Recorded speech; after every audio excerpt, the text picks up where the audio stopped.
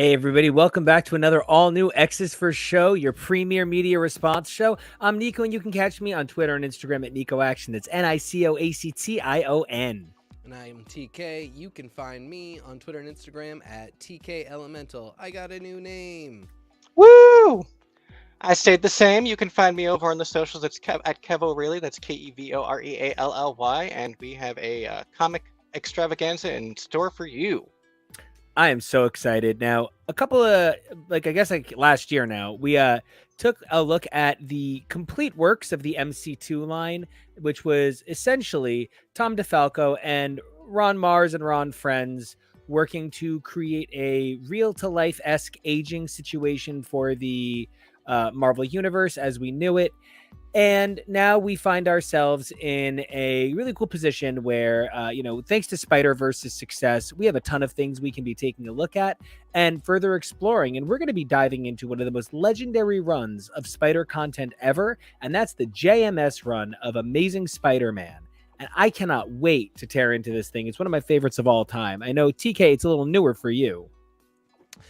It is a little newer for me, but we did start cracking into it when we were doing MC2 because we were kind of playing around seeing what our next coverage would be.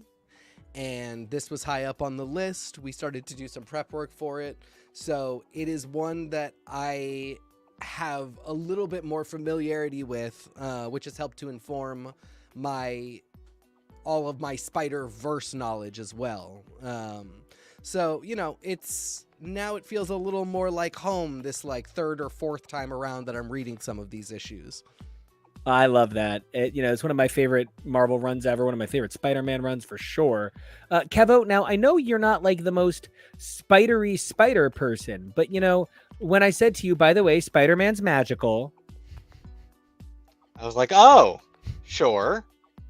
Yeah, there's so much to Spider-Man, which is a huge part of why I'm not quite as spidery, because it's almost too much for me at times, but it's certainly fascinating to learn about. I know that we just went through that whole Dark Web saga earlier this year, and so that was a really fascinating spin, and I know JMS ASM is something you've talked about a lot. So I'm really excited to learn the nuts and bolts and what it is that drew you and draws you to this run of Spidey. And it's so in what something TK said earlier today. Very much, I'm so glad that my influence on people has brought people to the JMS ASM run. But one of the things TK said is that you can literally still see this run in every page of Spider-Man right now. Everybody's still reacting to this. It is the new X-Men of Spider Bites. Yeah, and right down to the fact that I would not describe J. Michael Straczynski as a Grant Morrison type, nor would I describe Grant Morrison as a J. Michael Straczynski type. But let me be really clear. I really want to see Grant Morrison's Murder, She Wrote.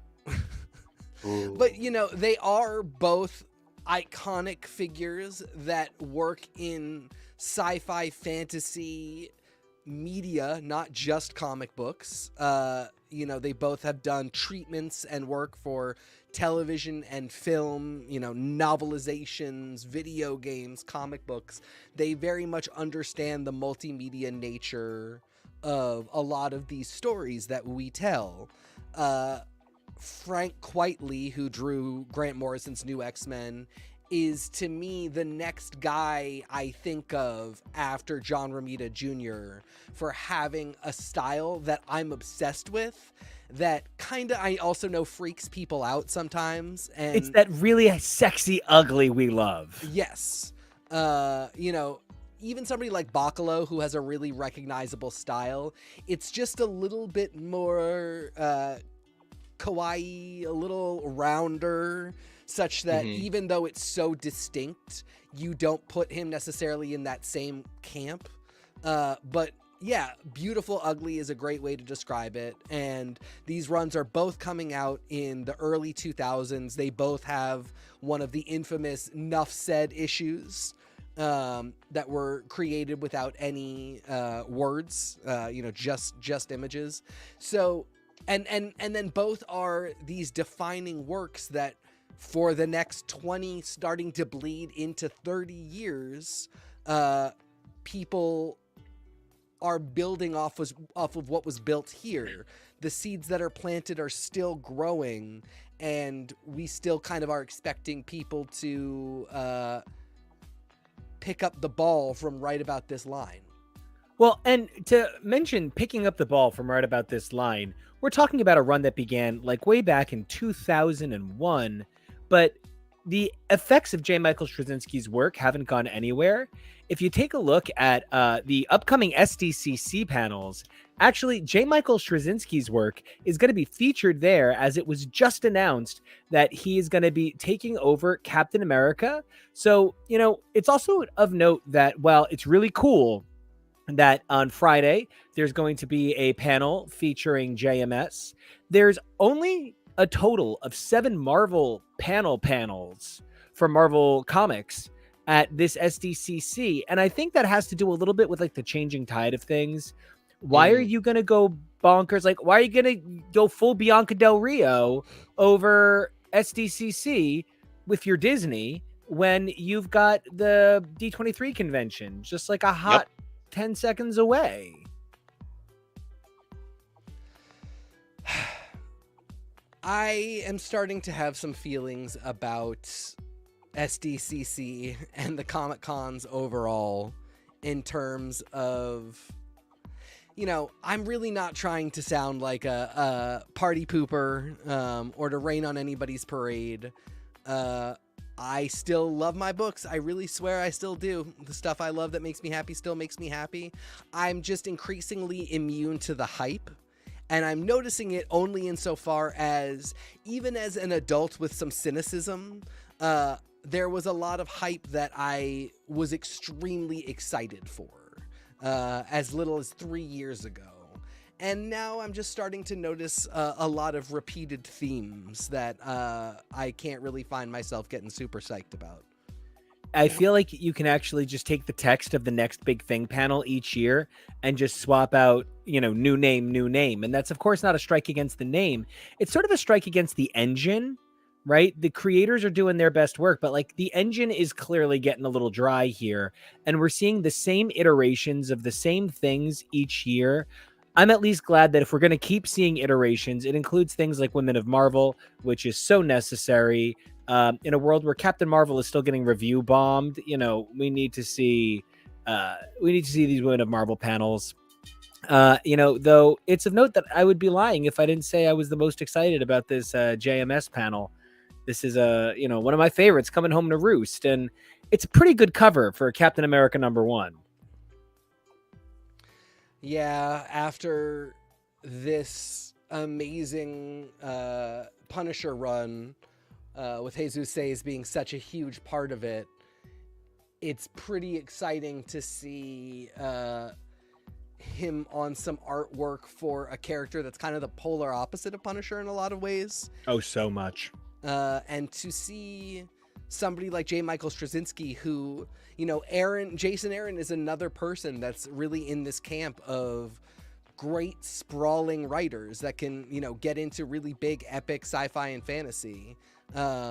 So, you know, thinking of Jason Aaron in a similar camp as somebody like J. Michael Straczynski, and J. Michael Straczynski taking over for, well, not for Aaron, but for a run that is iconic in the same way that the Punisher run was.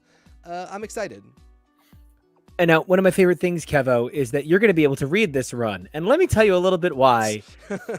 And it came up between TK and I, and it's exactly the best way to lead into our Spider-Man coverage starting up.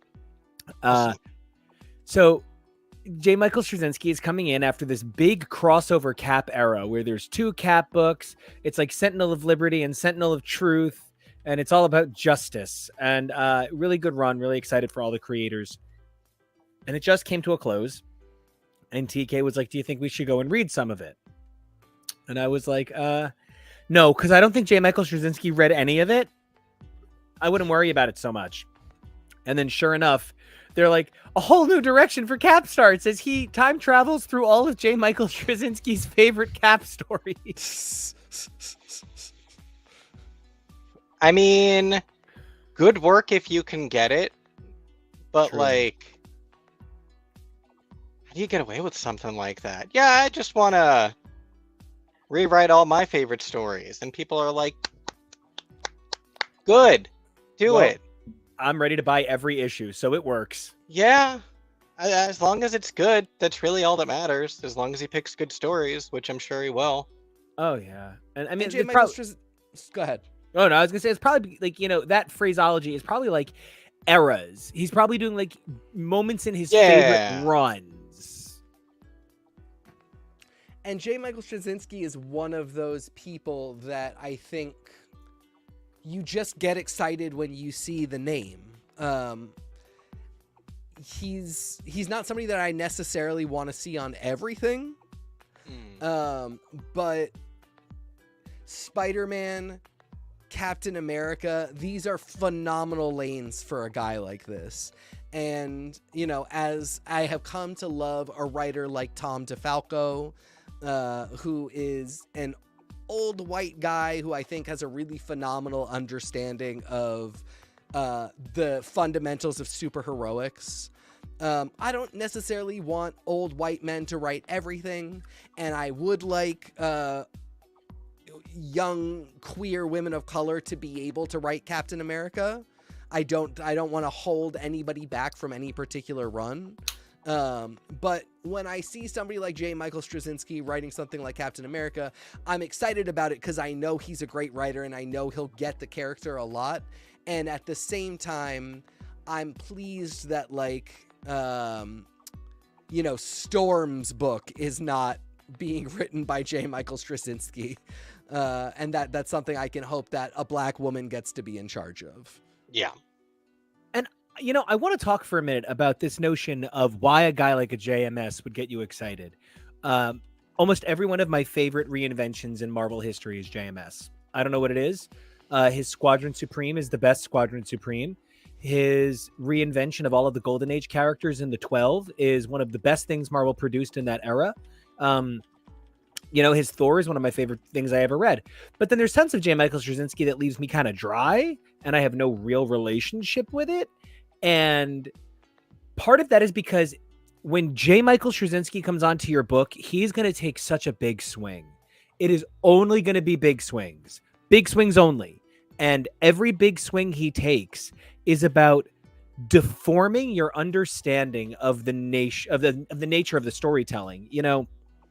When I think about Neil Gaiman, and that's Mr. Sandman to people who don't always realize that Neil Gaiman really did get his start in comics. He's not just like a superhero in literaria, but like he really was the guy who was like, I think that Alan Moore could be made marketable. And like everybody was like, okay, we will someday reward you with an empire.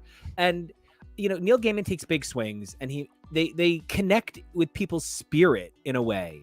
Now, I don't think that JMS's big swings really connect with spirit in the same way, but I do believe they connect with identity. And that's where his Spider-Man is my favorite Spider run of all time. I see what you mean. I'm not going to delve too much into it right in this moment because we're going to talk a lot more about this run. But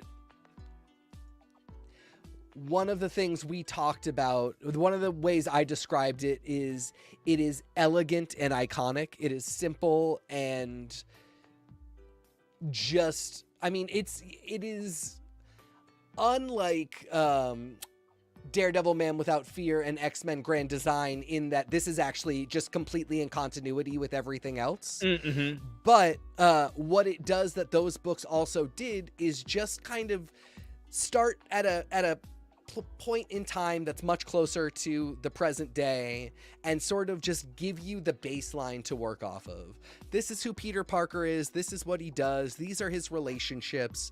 And I think that's so important to do. And we give creators and offices the kind of give me of something like a Grand Design or a Man Without Fear in terms of saying like, yeah, this is kind of out of continuity, but we'll kind of say everything starts after this, or this is your version of everything starts after this. But even more impressive when somebody can kind of just be like, no, this is actually just Tuesday, but everything starts after this Tuesday. Yeah.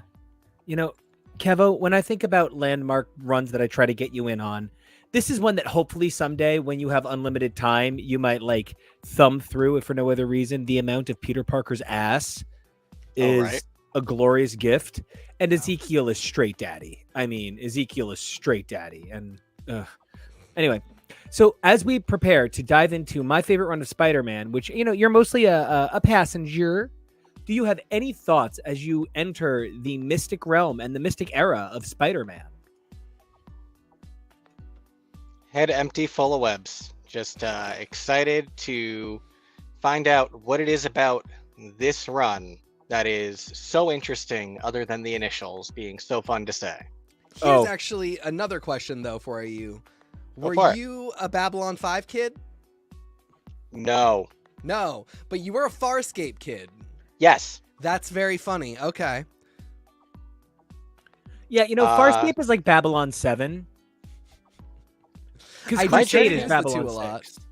My journey to Farscape was weird because I wasn't technically a Farscape kid. I was a Farscape adult. I discovered it through the series finale miniseries, and Right. so I'm always weird, which is why weird runs and things like this Captain America is good for people like me, because you're gonna hook someone with it. So Now, speaking of hooking, I need to start this saga of Amazing Spider-Man by J. Michael Straczynski by just sort of saying Spider-Man was at a creative dearth. Not that the writers were doing a bad job, but everything had become this like eye roll about the nature of, I guess, for lack of a nicer way to put it, the cyclical properties of Spider storytelling, where they really couldn't move past where they had been locked in for so long. When I see this cover, it's obviously just a bunch of bad guys webbed together, but there's a deeper read. Spider-Man is crawling on an Earth created of webbing, and it's of his own design. He is stuck with these muggers and these criminal elements, or so we assume, because this is the world he has built for himself. It is the world that he has strung together, and the violence, the weapons are trapped inside of this web with him. And then to the side, to the bottom, on the bottom right, is this spider that comes to mean something so much more. We've accepted the spider as random chance that Peter was always meant to be important. But no, the spider is destiny that Peter was always meant to be important. And this idea that Peter is crawling around an earth web of his own design as the spider sits in the corner in a part that is just barely connected by a strand. And that's the defining element of this run. J. Michael Straczynski sought to take an idea that existed in strands. How could Spider-Man be this important and it all be a random happenstance? And he takes it and makes it something religious, which for so many of us, comics become religious. And I know that my personal belief system involves some form of the Phoenix. Some idea that we are all forever and that we can all be together in this bigger mind. And I don't know how much of that is the hive mind, earth spirit being influencing, and how much of that is Phoenix. But from day one, when I was a fucking kid, this cover changed me. Day one. And it didn't do the same for me, but our coverage of what it means to be the daughter of Spider-Man, and where that led us into understanding what it means to be a spider person, and the idea of totemic spider persondom, and how that spun out of concepts that came from this book, and how those can be applied to kind of just a more broader idea of archetypes that play into our understanding of the world, be it, spiritual, religious, or entirely, atheistic and non-denominational. Archetypes are always really important. And this series is where Spiderdom goes from being, as you mentioned, this kind of random act of chance that this act of God, this irradiated spider would bite this guy, and the science of it all, The science would mean that now he has superpowers, to no, there's actually a greater thing going on here. And it right at this early point, it's not even so interested in whether or not that's mystical or divine, but really it's just interested in showing Peter that it is, if nothing else, archetypal, and he has to think about that as he travels through the world as the archetype of the Spider-Man. And it's this first arc in its entirety, I think it's issues 30 through 35, that really explore the notion of what is Spider-Man. Because the first thing that you need to consider about this arc, oh, terrific, it is 30 through 35. Kev is the best producer in the world. The first thing I want to say is the title barring. I loved this era of title barring. I loved this style of corner boxing. There was something luscious. There was something over entitled about the amount of room they felt confident giving to Spider-Man in the corner of his own book.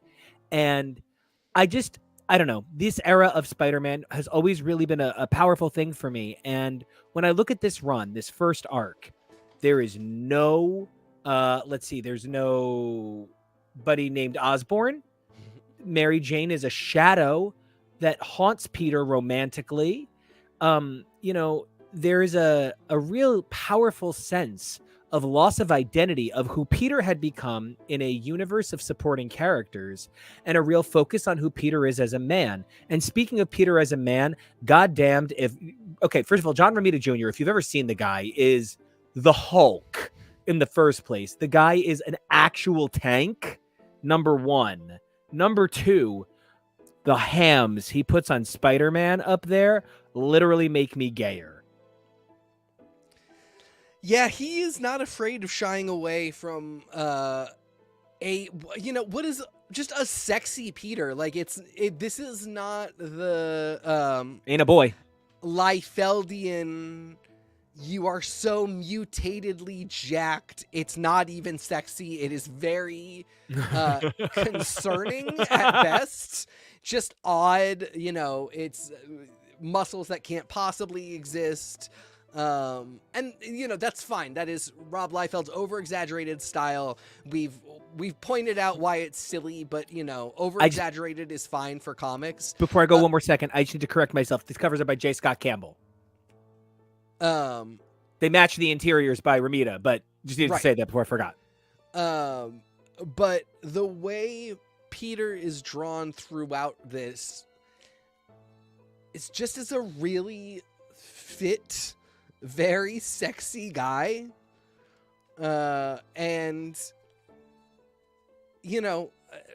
Frankly, so is Ezekiel Sims.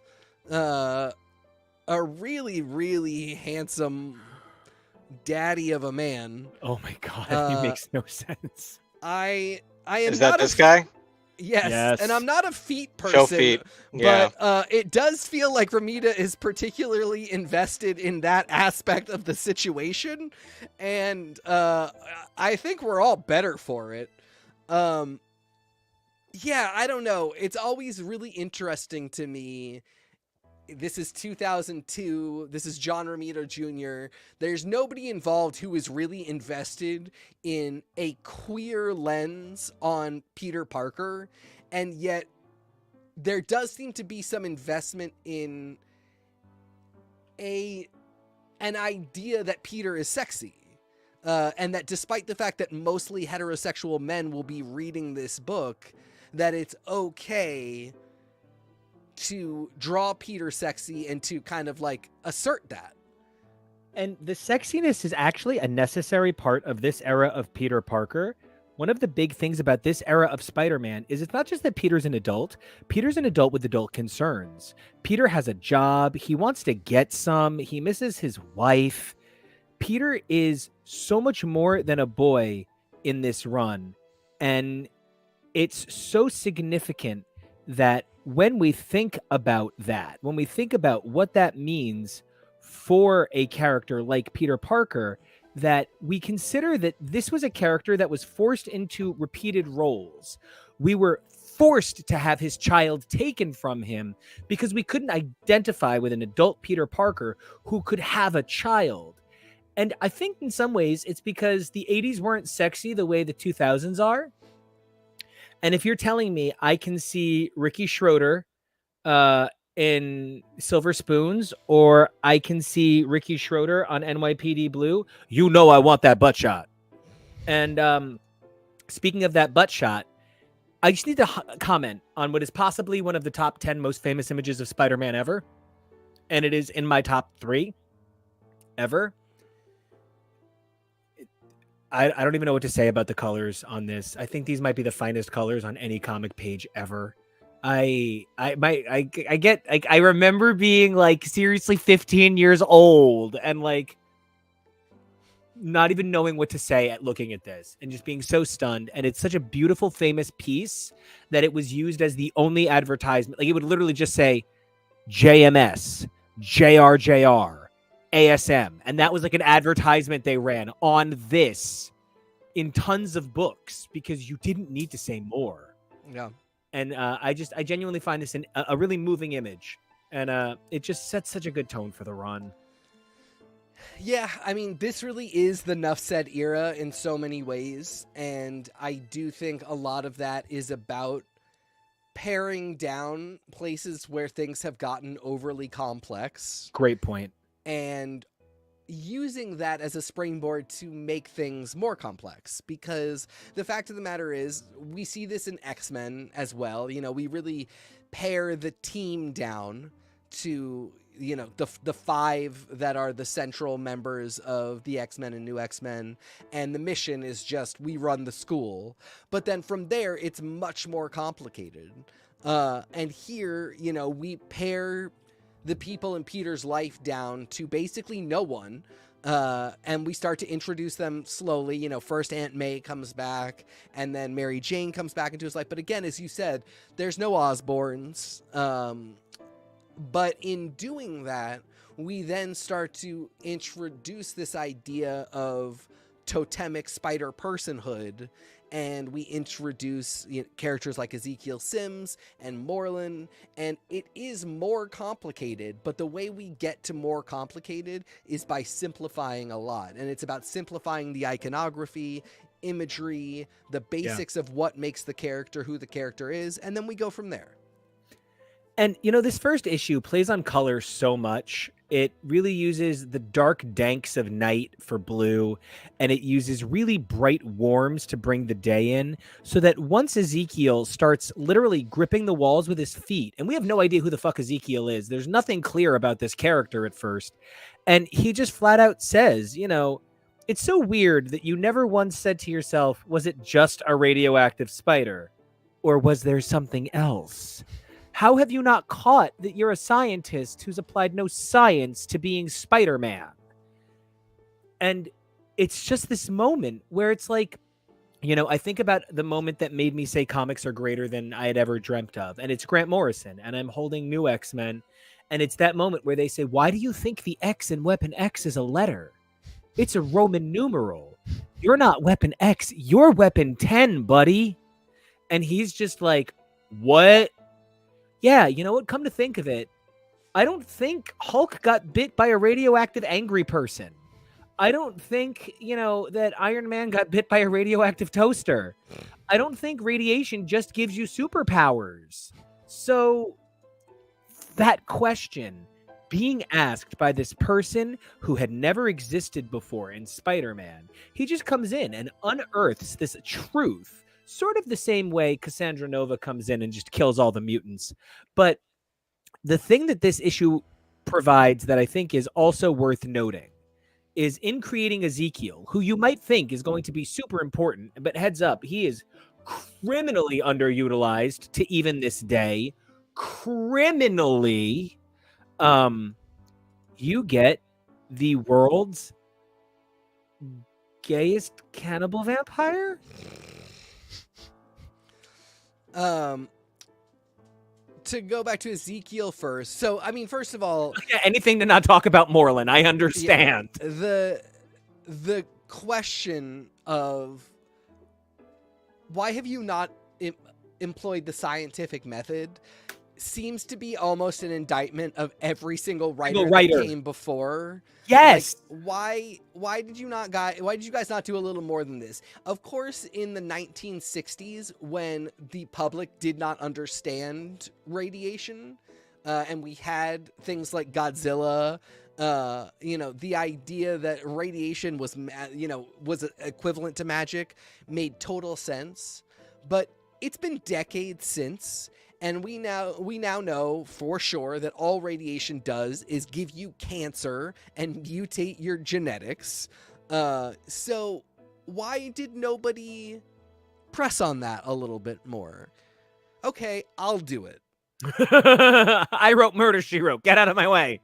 Angela Lansbury couldn't handle me, and neither can Peter Parker.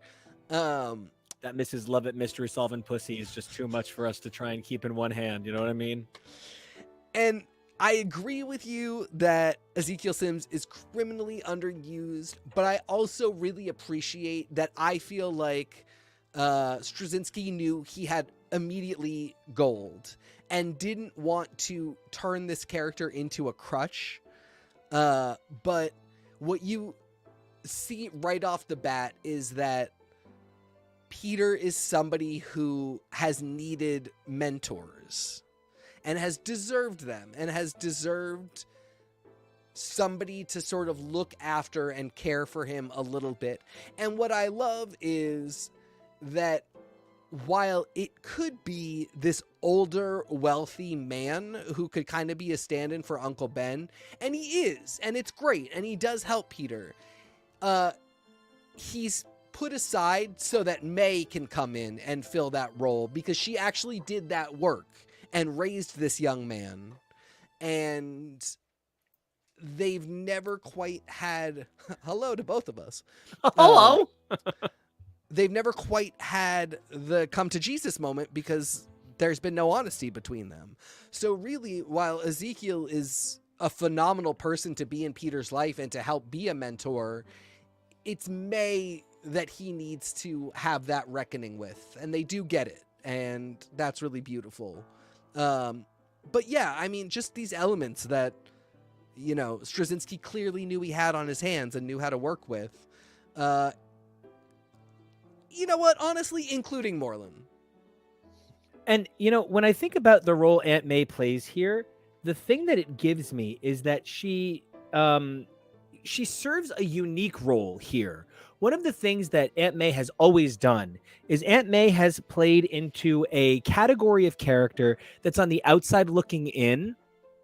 The redefining of her context in this run as somebody who is a major player in Spider-Man's life, not Peter Parker's life, but in this run, she becomes a major player in Spider-Man's life.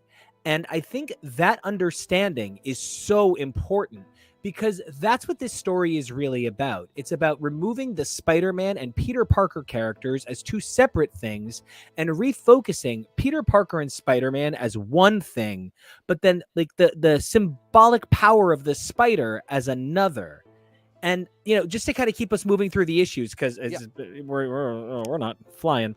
One of the things I love about the second issue right away is the amount of conversation between Aunt May and Peter is so significant because it establishes this idea that the relationship between the two of them is still going to be central, even though it clearly cuts away from it. It stops being a central focus of the story. It stops being a concern pretty quickly. This arc is not about Aunt May, even though she is sort of a narrative focus.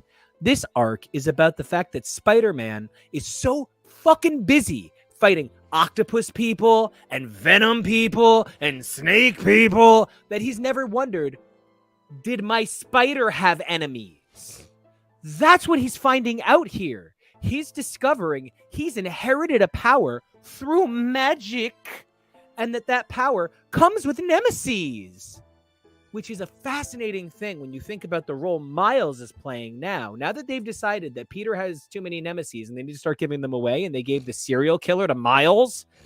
Miles taking on Carnage is a really interesting thing because it's like he's inherited Carnage as his bad guy.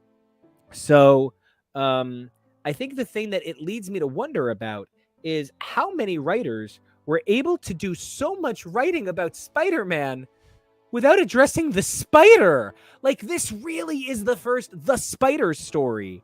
And the way they have Spider-Man begin, I don't want to, this run gets oddly political for its era. Spider-Man foils a school shooting in the second issue, and then ultimately begins working at the school. And the shooter was a bullied kid. And, it makes Peter realize that he's not saving enough kids, which I don't know. Like, as a guy who works in education and feels like it's my job to save every kid I've ever taught in my entire life, that is the realest moment I have ever seen in fiction education. Really gripping and gutting. My job is to save every one of these kids like I am a superhero. And to see Peter feel that way made me feel very alive. But I will say, what got a little rough was the monologue about how these kids today aren't innocent like our kids were. They don't get to be kids. And it's just one of those things where it's like, yeah, if you were not an abused poor child, then yeah, everybody was innocent and had fun. But, just because you can see that the system and the world is failing more children doesn't mean that the children that you grew up with got to have a childhood. It means that you got to have one. And that was one of few things, like, as much as I love Straczynski in the same way that I love DeFalco, but he makes some mistakes, that was one of those moments where I was just like, oh, you maybe didn't realize that, like, childhood has always been horrible for some people, and innocence gets thrown out the window at the age of 5, at the age of 2. It doesn't matter. Some people don't get to have a childhood. Dexter didn't get to have a childhood. Those murders started early and often. And, thinking that because you had one, that meant that the world was better is just a silly thing to write. Especially when you're so dangerous. Yeah, it's dangerous. It's when you're so clearly a brilliant writer, to miss that point and to not check that is a little unfortunate. If I could go back and pull something out, it would probably be that. The school shooting, oh man. I mean, this is when we started to be concerned about that. So I get where it comes from, but oh gosh, I just want to tell these people they have no idea the horrors that they're in store for, and maybe kind of being this cavalier about it is not the way to go. And I think the thing that like makes it so complicated, and this is something you and I were talking about in the car. The thing that makes Spider-Verse powerful is that Spider-Verse is incredible. Across the Spider-Verse. Yeah. That makes it so powerful is, despite its many flaws, it's an excellent, brilliant film with a vision for what character community can be. Because it's about character community. It's about establishing a network of everybody sees themselves in many forms. And when I think about that, I think about the fact that Gwen is a feminist's nightmare. She is so obsessed with the boy. I don't love some of the optics of there is an evil black version of Miles, who they very much like make him very aggressively, kind of stereotypical in a lot of ways. He is a street criminal. Yeah. And like, they don't make him the upstanding, fine young man he is, whose color is an element of his defining strength. Or they don't make him a Robin Hood, somebody who is technically committing crimes, but that they are crimes against an unjust system. Exactly. He's literally just like, I'm going to sell drugs for money. And it's gut-wrenching, and I understand the value of it, but like, I also find it just hard to see because Miles has so been the exception of those concepts that when we think about that sense of character community and that way that we are in love with the work despite its problems, right? Like, despite those things, so many of the beautiful things they showcase about Miles eat away at that concern. So, whenever there is something like the unfortunate representation of school shootings in the 31st issue 32, where Ezekiel is like, didn't you ever notice that basically symbols fight symbols, like Captain America fights the Red Skull, and mutants fight mutants, and you're an animal person, so bigger animals keep trying to eat you. But the way you defeat them is you capture them in your web. You got your powers from a magical creature, and you're not ever noticing that animal creatures only attack you? And he's sort of like, oh, I have to thwip. And that's thwip over there. And so that's kind of the thing about this run that I love more than anything. This run, oh man, the person that taught me to be a Spider-Man fan, the guy who learned me how to thwip, just said into the chat, street criminal, or is he a vigilante in his universe because there's no Spider-Man? And Across the Spider-Verse, big shout out to Taran and Glima, slash Taran Enigma. I really definitely don't think he's a vigilante, but I really do get your point. So okay, real quick, and I just want to get there with it. Yeah. Kevo, I know you're in the room, so if you have any opinion, I would love for you to weigh in.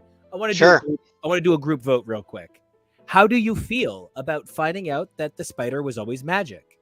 I literally think it is the only thing that makes sense.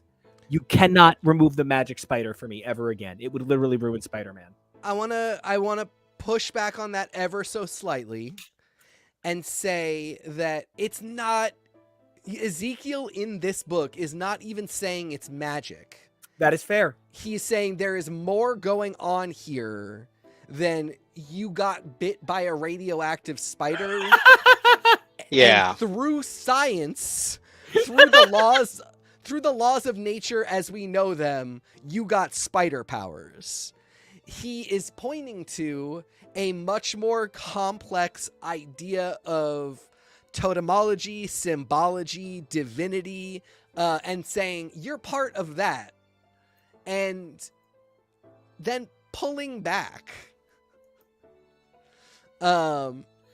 So I want to say that, and say that I do love that, because that's the whole point of comics. Comics are all about that symbology and that likeness to divinity. And while the comics that we got in the 60s made reference to ideas that sounded scientific, we mostly came to all put into common discourse that, of course, there was no science behind them, really. But that symbology became more important over time, and our desire to blend fiction and nonfiction and to bleed the lines for all of us became so strong that it becomes necessary to do things like this. And something I love about this concept and introducing it is, whether you love it or hate it, it doesn't really do much to change either the character at his core or even the character origin, really. It is still the, I got bit by a radioactive spider, parentheses now, and it's wacky. Yep. And it's wacky, and it's something that we can still explore and expand on and evolve. It reminds me a lot of ways of the Doctor Who Revelation of the Timeless Child, where I feel like it added a ton to the character and what the character's potential and backstory is, but it doesn't super extremely change what you've read so far. And it doesn't super extremely change what the pop culture concept of Spider-Man is. There's more, so much more, the same way that there's so much more to a lot of these characters than a lot of people think there is on the surface. But it's really mostly just streamlining it, cleaning it up for what we know better about the modern era, and trying to keep kids from just sitting on microwaves to get superpowers. Guys, the number of times I tried to microwave my balls to give myself a super dick. 8.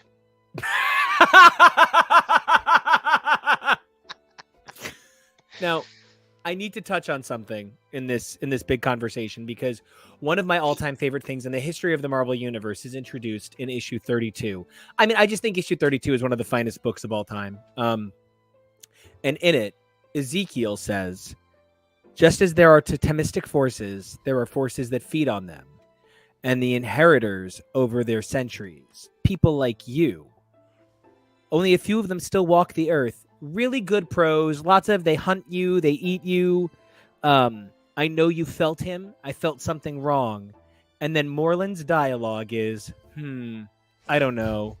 Do you think this makes my butt look fat? Anyone who doesn't understand how JMS is an actual master of comedic reveal, I don't know. Maybe it's too old school. Maybe it's vaudevillian, and that's what I love about it. But there is a slapstick to the way this man understands villain and humor.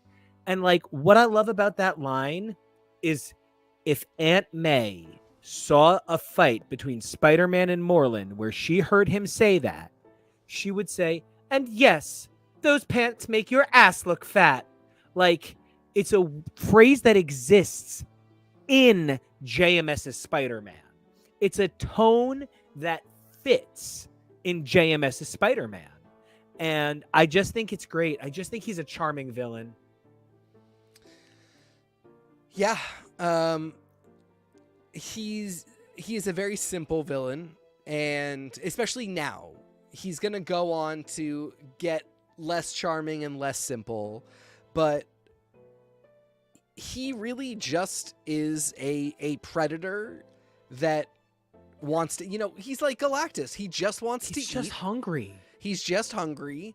And he says repeatedly, this isn't personal. It's not personal. I'm just hungry. But I am just going to kill you. And no, I'm not going to stop. I feel a little bit bad because I can see you're a nice guy. I don't care. I love him so much. And it is funny. Like, it is funny. It's scary. Terrifying. He's a person with a personality. He's somebody who does wonder if his butt looks fat. But he doesn't care when he is trying to eat, and he has no sympathy. None of this stuff is going to stop him. And he doesn't really talk that much. No. He is goaded into talking more, and is like, I'm not going to keep talking because that's going to distract me from killing you. And he's, that is the writer saying, I'm going to break the rules of comic convention where if I can write my main villain monologuing, that's going to mean that somebody can distract my villain and save the day. But that's stupid. And somebody who has drive is not going to succumb to that. My villain that I've written here has that drive. And so he can't be distracted. Nope. So when we get to that moment where Spider-Man is quipping, he's not going to quip back. But that doesn't mean he's not funny like all comic villains can be. Here's the quip 10 pages earlier where it does not matter for the plot. And that's impressive writing. The thing that gets me the most is when somebody says, I have a MacGuffin, and the MacGuffin's always been hiding in your story. You've had the MacGuffin the whole time. You just never noticed it. It goes one of two ways. I either find you cloying or I'm impressed. Yeah. That they say that the radiation is the X factor from day one. Issue 1, the first dialogue about radiation is that it's the unique thing here. Ezekiel feels that because Moreland has already found Peter, it's too late. And it's so fascinating because Moreland is this unbelievable character that represents So, okay, I'm about to jump some tracks here a little bit. Sure. This is the gayest Spider-Man run ever. And TK, you're the one who points it out. And I would really love for you to to kind of say some of it, but and I promise it comes back to this issue. Yep. It originated from me talking about how Aunt May, when she openly tells Peter, I know you're Spider-Man, she says things like, I never questioned the blood in your briefs. What is wrong with me? And she's like, I guess I just thought you were gay. Like that you had so many secrets and you were always changing your clothes secretly and you always smelled like places I didn't recognize that I go with you. And like, there's a lot here. And it's down to this issue where he defeats Ezekiel with his blood poison is called Coming Out. Yeah. This run reminds me, and this particular set of stories reminds me a lot of Buffy, which is appropriate because, J. Michael Straczynski, a television contemporary of Joss Whedon. And Joss Whedon wasn't discussing it publicly yet. He was still keeping that shit under his very thin hair. Right. So keep Remind in me mind. the year on this? 2001. 2002. Oh, okay. Right. Yeah. 2002. Okay. Yep.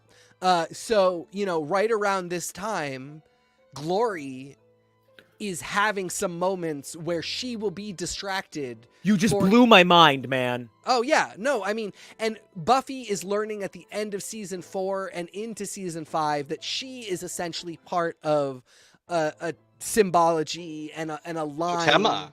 Oh my God, you're blowing my mind on air. Yeah. Very shamanistic as well on Buffy. Yep. And she's got this villain that is reflective of her. That, when you really want her to be scary, she stops quipping and she will not be deterred. And these two are coming up with these ideas in parallel. Nobody's stealing from the other person. It's not possible to produce their two media and be stealing from each other. So that's not what I'm suggesting for anybody who... No, they're two of the greats who studied all the same greats. That's, right, precisely. But what they also, as two greats, also saw is that superherodom parallels the homosexual experience in a lot of ways. Joss got to it earlier at the end of season 2 of Buffy, where she finally comes out to Joyce, and Joss deals with different stuff. Joyce isn't surprised that she never noticed. What she really does is if you're gonna do this, don't come home again. And what May does is I can't believe what was right in front of me this whole time, and I clearly didn't notice. And it's amazing what we can hide from each other when we simply do not talk. You did not tell me, but I also did not talk to you when I could see that these things were coming up. And did I not want to see it, which is something Joyce never really brought up. Right. Yeah. And so with this conversation with May, we really kind of established that there is this parallel between the homosexual experience and the superhero experience. But then there's a thing that happens later that is just there to remind you that, yes, the coding is similar. And that's not to say that you should think Peter is gay, which you are certainly welcome to, and many people think he's bisexual, and that's totally fine. But this is an author who has no investment in that, saying, I see the coding, and it is valid to say that the coding is similar. And it's when Peter is putting makeup on to disguise his bruises from Aunt May. And his students. And his students as well, yeah. And he's in the mirror with his butt pushed out in this way that is just kind of like, hey, girl, putting on foundation. And it is very sexy. It's really, really, really sexy. And it's just kind of a queer-coded moment. And it's not there to say, yeah, you should start thinking of this person as someone who likes to suck dick. It's there to say, yeah, these two experiences really do have parallels, that if you're someone who likes to suck dick, or, just any queer person whatsoever, and you're seeing the parallel, you are not wrong. You have not dug in the wrong direction seeing this. Do with that information what you will. I'm not going to be canonizing anything, but the imagery is the way it is for a variety of reasons, and it's okay if you see yourself in it. The thing that it also really always makes me go to with the coding of Spider-Man, as a queer character has to do with the fact that Spider-Man was made so available to non-heterosexual male people. And I just say people because I want to include the trans community, even though Spider-Man has never really stood up enough by having trans spider characters. There should be trans men, there should be trans women, non-binary characters. We just don't have it yet. We will hopefully with the depth of Spider-Verse at this point. But one of the things that I immediately go to is the sort of accessible honesty that Spider-Man has, that somebody like perhaps, just to use somebody, Captain America, you might be like, he loves Bucky, but you're not like, Captain America's so gay. You're not like, I could see Captain America bending over for Batman. There's a lot of jokes that Spider-Man would kind of bend over for a guy like Batman, like a guy like Captain America.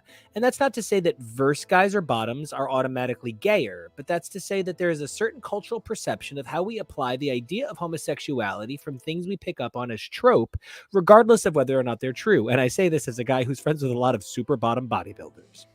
So, well, and also Peter gives off bottom energy. Like, it doesn't matter if it's heterosexual bottom energy. He really does. You know, he very obviously is the type who, I have the weight on my weight of the world on my shoulders. So when I go home and get in bed with you, you be the boss. And so he has a lot of people. He's also just constantly scrapping and surviving. See, he's in bed with you. There he is. He feels like he constantly doesn't have his shit together. So usually what happens is he encounters somebody who does, and man or woman, whoever it is, he's just very much like, mommy, daddy, I love you. And it's a great energy. It's very funny. He's very charming about it. But it does sort of work well in addition to the coding of he's got a secret that's hidden from everybody. You know, he's alone in it. He likes to dress up. Oh my God, saying he's alone in it. There's that panel in 35 where he's literally, they show his tears through the spider mask. Yeah. And it's like the most, like that panel has stuck with me since I'm like 17 years old. You can literally see the tears behind the spider mask. It's like, it's hard to look at. Yeah, so I mean, so that's what happens once we establish that Morland's here and he's going to kill Spider-Man is Peter is alone getting the shit beat out of him by this guy for multiple issues. And he has no one. This guy will kill anybody that gets between him and Peter. Oh my God, the guy rips taxis apart. Like, Moreland is so strong. He's very strong. He can, you know, suck the life out of normal people. That doesn't really give him any sustenance. So he'll do it to get them out of the way and to scare Peter and to make Peter feel bad that Peter is letting people die on his behalf to stay away from Moreland. So Peter is entirely alone. Nobody can help him. And what has been established is Ezekiel offered him assistance to hide, and if Peter had hid when he was given that assistance, like Ezekiel did by becoming a businessman, sorry Ezekiel, but you're a sellout, Peter could have hidden and Moreland would never have found him. But now that Moreland has found him, he can always find him. So Ezekiel cannot help Peter. Nobody can help Peter. Peter is entirely alone, and this incredibly strong force is coming to kill him. This is the culmination of the personal symbology of Peter Parker's life, not the spider stuff. It is that he is always alone, that even the great power that he has, that he is constantly under duress to use, can do nothing for him, and that the only thing that he can do with it is keep other people alive by sacrificing himself. And that's Peter's personal story. And it's heartbreaking. That's what takes us to the climax and conclusion of this, is just this idea that Peter is entirely alone and death itself has come for him and cannot be stopped. And the only way he's able to defeat Moreland is he realizes that the radiation is the thing that makes him the X-Spider. And so he doses himself with so much radiation, it should kill him. So, like, it's almost like the only way he can truly free the spider is to become more the thing that makes him the spider. He has to delve even further into his mythology. Yes. And in a way that is a perversion of his mythology. So it's almost like a person finding religion through something that is forbidden by their religion, finding God more through your gayness almost. And his radiation poisons Moreland to death. And God, when Moreland says it was nothing personal, I was just so hungry. Holy shit. Those are his dying words. Yeah, it's amazing. I mean, so you know, and by the way, in between this, he ostensibly kills Moreland ostensibly kills Ezekiel. Ezekiel has a crisis of conscience and goes to help Peter, but that help is worthless. Good job, old white man. All Ezekiel will do is feed Moreland because Ezekiel has spider energy too, which he got through. Which he says at one point, there's true spider totems and there's false spider totems, and an inheritor can taste the difference. Yep. And all of this, you know, when we talk about this being new X-Men for Spider-Man, these little seeds and things are planted here, and this is what gets reaped in across the Spider-Verse, into the Spider-Verse for by Dan Slott. Dan Slott takes some of these rules and does the next Moreland and the Inheritor story, which 10 years later and then 20 years later. And every day it's always Spider-Verse somewhere. But this is the original thing that says that, you know, here's the setup for this next phase of Spider-Man, and we'll keep coming back to it. But so Ezekiel has this crisis of conscience, and even though he has said, I literally cannot help you, Peter, there's nothing I can do. This guy will always find you, and he'll kill me too. And by killing me, that'll make him stronger, so he can just kill you more. It's worthless for me to help you. But then, of course, he can't let Peter be alone. He does not want Peter to die alone. What a good Uncle Ben. What a good Uncle Ben. And so he goes and tries to help him and does get killed and thrown in the water. And we finish out this fight. Peter figures out what he has to do. More radiation, you know, exactly as you said, perverting the religious iconography that creates this spider divinity.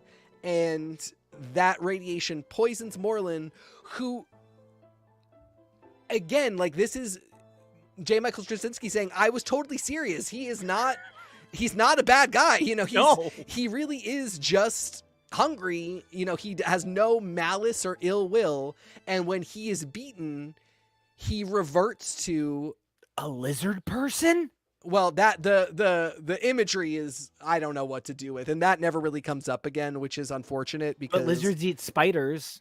Yeah, I guess, but you know, we've had so much Inheritor work, and we've never seen this imagery again. Ever. I've literally read every page of the Inheritors. Yeah, but you know, he does just become weak and frail and sad, and exactly as you said, I was just so hungry, he begs for his life because he does not have pride. He does not have anything but the hunger. Oh, he's and so cool. It just, again, it's this, we've simplified and we've streamlined to the point where the villains don't even have the kind of external life that somebody like Doc Connors has. Great perspective. He's got a wife and family, and we've got to kind of judge, well, is he a bad guy because he wouldn't take care of them? Is he actually a good guy that we can sympathize with because he was just trying to do science? This guy has nothing but the hunger, and that is kind of important in its own way because we've let ourselves get so caught up in how human our villains are that we just spend all day kind of jerking each other off about, you know, how much we identify with them, which of course we should. I do it a lot. Magneto is my favorite. Magneto committed some serious war crimes. I still love the guy. But let me tell you this. I would have at 14 years old loved to have been the guy that danced with him at his bar mitzvah. Exactly. But Moreland is a lot simpler than that. And being a lot simpler than that makes things a lot more complicated. Yes. As we delve into what all this stuff means. So, I mean, sorry. But now can you see why literally when we got to him in Spider-Verse, I had an anxiety attack on air? Yeah. Oh, yeah. Oh, my God. This is one of the greatest villains Marvel's ever had in their entire 70, 80, 100-year canon. Yep. However you want to splice it. He is one of the finest concepts because he gets inside you. He makes you feel sick. Like he's like a Zorn, where the idea of killing him is actually a betrayal, which is where Spider-Man isn't the one who kills Moreland.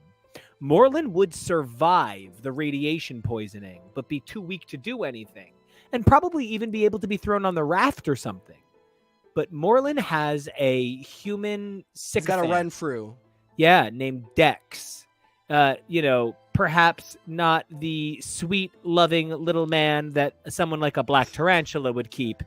But Dex looks so iconically 2002 street skeezer. It is just perfect. I knew so many Dexes when I was 16 years old, and they were who sold me the Adderall. It's just John Romita Jr. has been getting it perfectly for decades on decades. And, Dex is just the skeeviest little dude. And he's exactly who you would get under your thrall to execute your plans when you have to hide because you're a vampire person. And when the thrall is broken, Dex does what every thrall does. Which is you kill the shit out of your evil master. Yeah. And Spider-Man has a real hard time with this. Spider-Man is like, if I ever see you again, I will fucking kill you. Get away from me. I can't believe you murdered someone.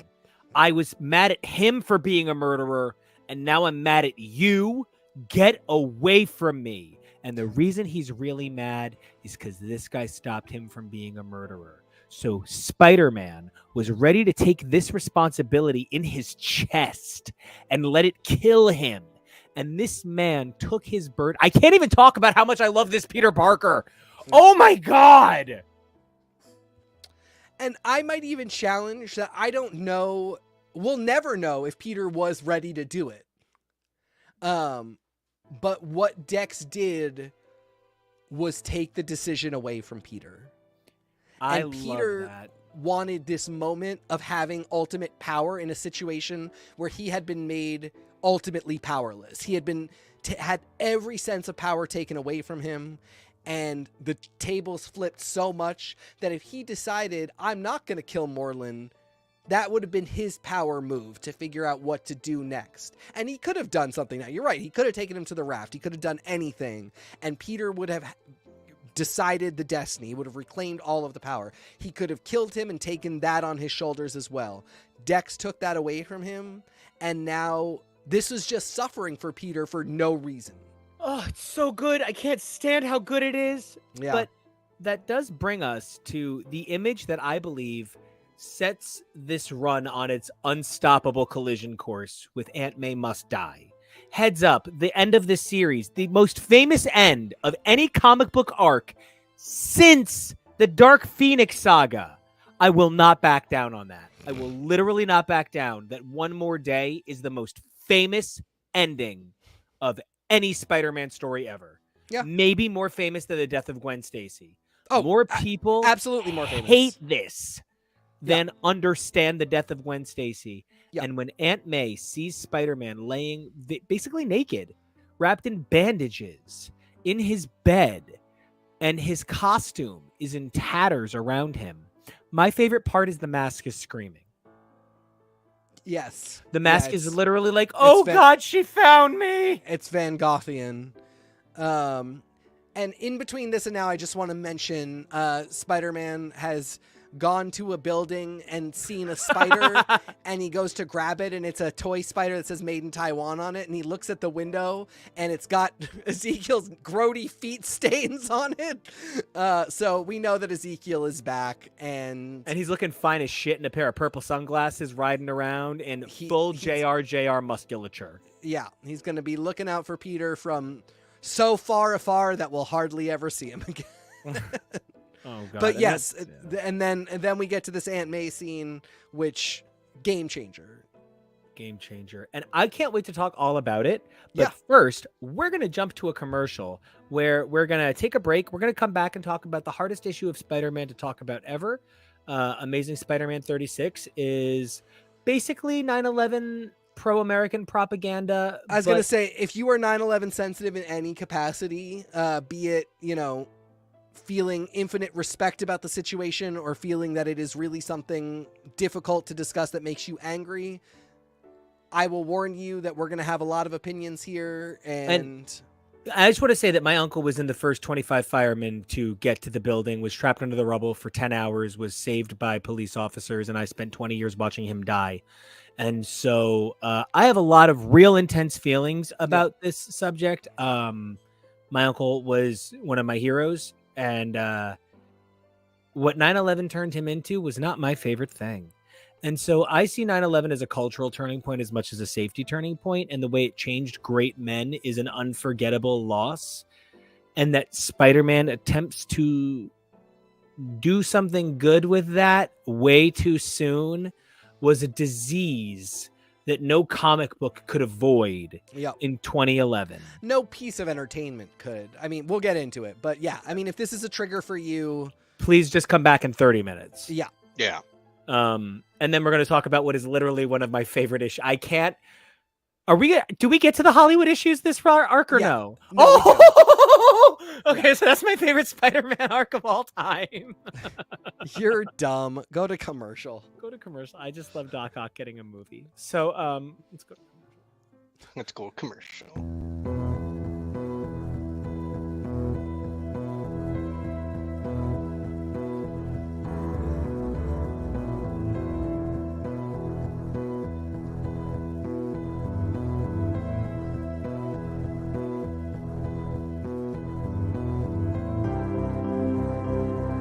I want to talk about some bigger characters too here. All right.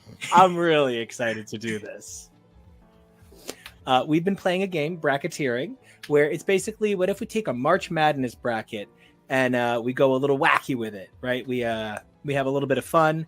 And the reason it's a little wacky is because at the end of a March Madness bracket, you still have basketball player versus basketball player. At the end of a bracketeering bracket, I'm just going to keep using that same example. It's the best example. It wound up the cast of Modern Family versus Batman. So it, you sometimes wind up with just absolute nonsense, and we wouldn't have it any other way. And man, I haven't seen these screen caps for a long while. Like I forgot how cool Ghost Rider looks back in the day. We've got some good art in this, and yeah, a lot of it really took me back. And so we came up with a list of characters who have never had their own formal animated series. They have had appearances on stuff, and I learned my lesson a little bit on what counts as an animated series. Listen to me well. Motion comics, you are not animated. You're not an animated series. That's why we call you motion comics and not animated comics. Anyway, I lost that battle. So I changed a couple of things at the last second. But we have some really cool matchups. We're going to talk about some really cool characters if you're game for it, Jason. Yeah, definitely. Well, then let's kick it off with two of our favorite characters in the entire world. Neither Daredevil nor Ghost Rider have ever had a proper animated series. Daredevil being my fave boy, and Ghost Rider being like TK's fave guy out of nowhere. Suddenly, now that's a thing. I don't know how that happened. Jason, where do you stand on the Devils? I'd probably go. I mean, if we're going for like a.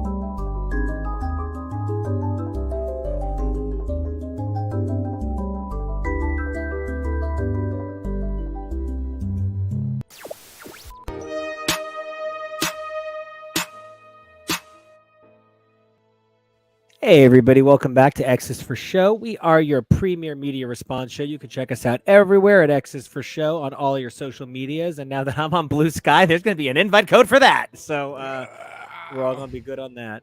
And we're talking about JMS Amazing Spider-Man, my absolute favorite run of Spider-Man. And, you know, TK, something I really loved, something that moved me in the car this morning. I've been talking to you about this run since before we were even like a couple, like before we were together. And so like I've been waiting for this run to become part of like our lives. And I was almost said I've been talking to you about this run since before we were friends. And that's why I had to stop myself. But psychically, I'm just projecting these thoughts. I knew you were out there, Amzadi. But oh my God, I had to change your mind because you missed our dead son. So I just changed your brains. We'll get to that. You said that this reminded you of New X-Men today, and it actually made me tear up a little bit because I think New X-Men is one of the finest comic books ever produced. And when this was coming out, it was coming out alongside New X-Men, of course, as we just said, but it was also coming out alongside Kurt Busiek and George Perez's Avengers. And anyone who knows me knows I am a little too attached to both of those men in a way that is probably sometimes not for my benefit. I'm looking at you, Astro City. So, and, you know, George Perez, if you say a bad word about George Perez, I literally remove you from the stream. You have to go.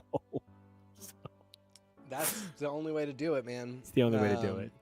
And, you know, it's really unfortunate because these are two iconic runs that it's actually pretty easy to, if you don't really know comics, pretty easy to discover that these are iconic runs and that kind of everything that you know from the last 20 years stems out of these. The same is not true for Avengers.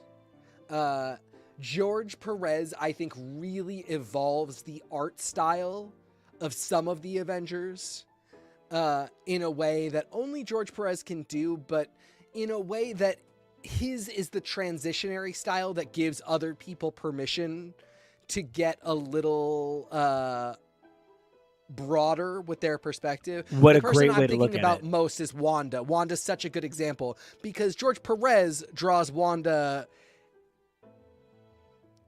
as an ethnic woman. Oh my God, she's so stunning. It's hard to talk about. You know, her flowing curly hair, and her incredibly tight features on what is a very beautifully wide set face. Like, he gave her ethnic features that befit her beauty. And then nobody does it again until last year. And now we've got this fantastic Scarlet Witch run that is only odd because Russell Dodderman, who's such an incredible artist, is making her a little bit Caucasian on the cover. And then yeah, exactly. You open the book and she is an appropriately brown woman. But so, you know, George Perez is setting these style tones more than 20 years ago, and great artists have picked up on them again throughout the Avengers 20 years, but Busiek's run is not something that people are like, and that's what we're going to reference today. For the Avengers, it all starts in Disassembled, and Bendis's New Avengers is really where it starts.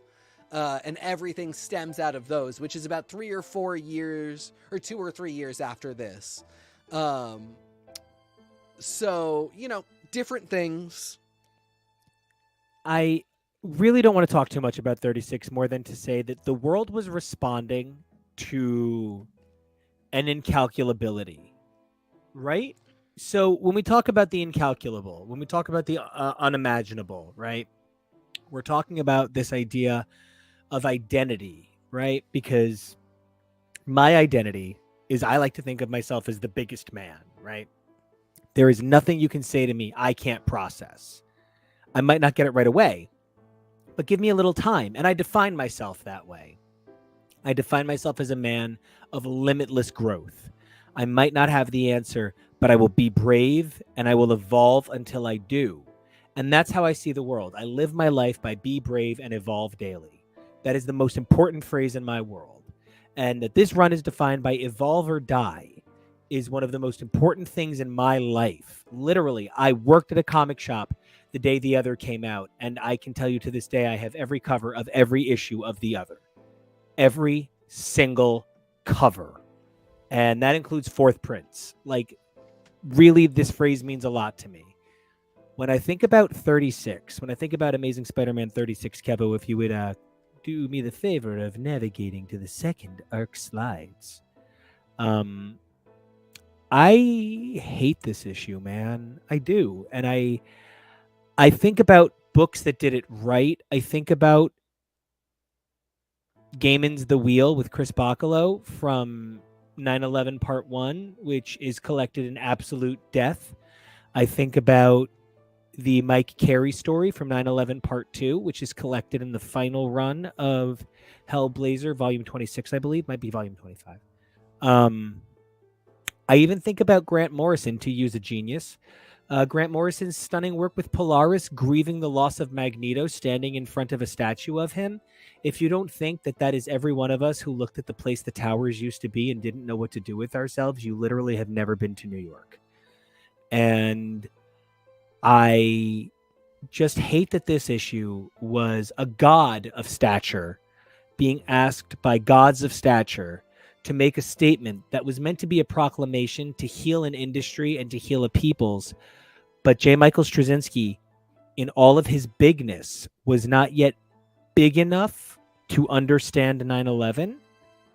And the only thing I truly love about this issue is the final page that they have Storm, Wolverine, Hawkeye, Spider-Man, Reed, Cyclops, Cap, Thing, Thor, Vision, and Wanda. Lined behind the superheroes is... And see, I didn't even think about that. Lined behind the super... Yeah, because on 9/11, if you lived near the towers, 9/11 was tough. And I remember school shutting down. We're 20 miles from, literally the towers. So it was a tough time. And this issue does not capture that. This issue does not capture the nuance, the love. It does not capture the spirit or energy of the men and women, and I'm sure now to this day, non-binary people who became heroes in that moment. This issue just kind of sucks. And it's a shame because it's a beautiful thing he tried to do, but it does not echo the passion and the sentiment with which he wished to deliver. And I couldn't have said it better, so I'm not going to try and say too much more. What I will say is you don't do justice to the real human tragedy, like what you are talking about, the tragedy of the, being close to and aware of the human loss, the literal people you might know who died, by putting Dr. Doom in a panel. Oh my God, the crying panel. Sorry. Weeping. It's offensive because it's offensive. He's a Dr. genocidal maniac. Dr. Doom doesn't weep over children starving in drought zones or famine zones. Thank you. He's not gonna weep over what is mostly adults dying due to the kind of terrorist attack he would plan. Right, exactly. Kingpin is sitting there trying to figure out how he can buy up the real estate. He's not really sad. He might be angry because he owns something in the towers and now he wants to do an operation against the Saudis because he recognizes that they're the ones who funded this. But he's not sad. Magneto is trying to figure out if there are any rare metals that are in the mix that he can get. None of these people are sitting there going, this is a tragedy that breaks my heart. And to say that they are actually belittles the tragedy that it is, because it shows that you don't understand what the tragedy is and that you just want to make it something that is beyond comprehension when it is actually very easy to comprehend. And that's what makes it sad. And, that Jimmy Eat World had to change the name of their album to self-titled from Bleed American. It came out before 9/11. It came out that summer. But, we were just doing silly reactionary things in media for the next year. Happy Freedom Fries. That just got progressively stupider. And this is one that is clearly well-intentioned, but is wrong. And we can see that now. It even is labeled interlude.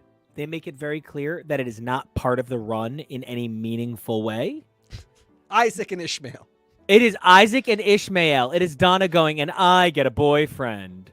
Worst moment in the West Wing history, and I'm including all of the years without Aaron Sorkin. Truly. But so to just hop over to the other issues, if I bought volume 2 of Amazing Spider-Man by J. Michael Straczynski, I would have thrown it in his face. Yeah. I would have been so mad about this Yeah. volume.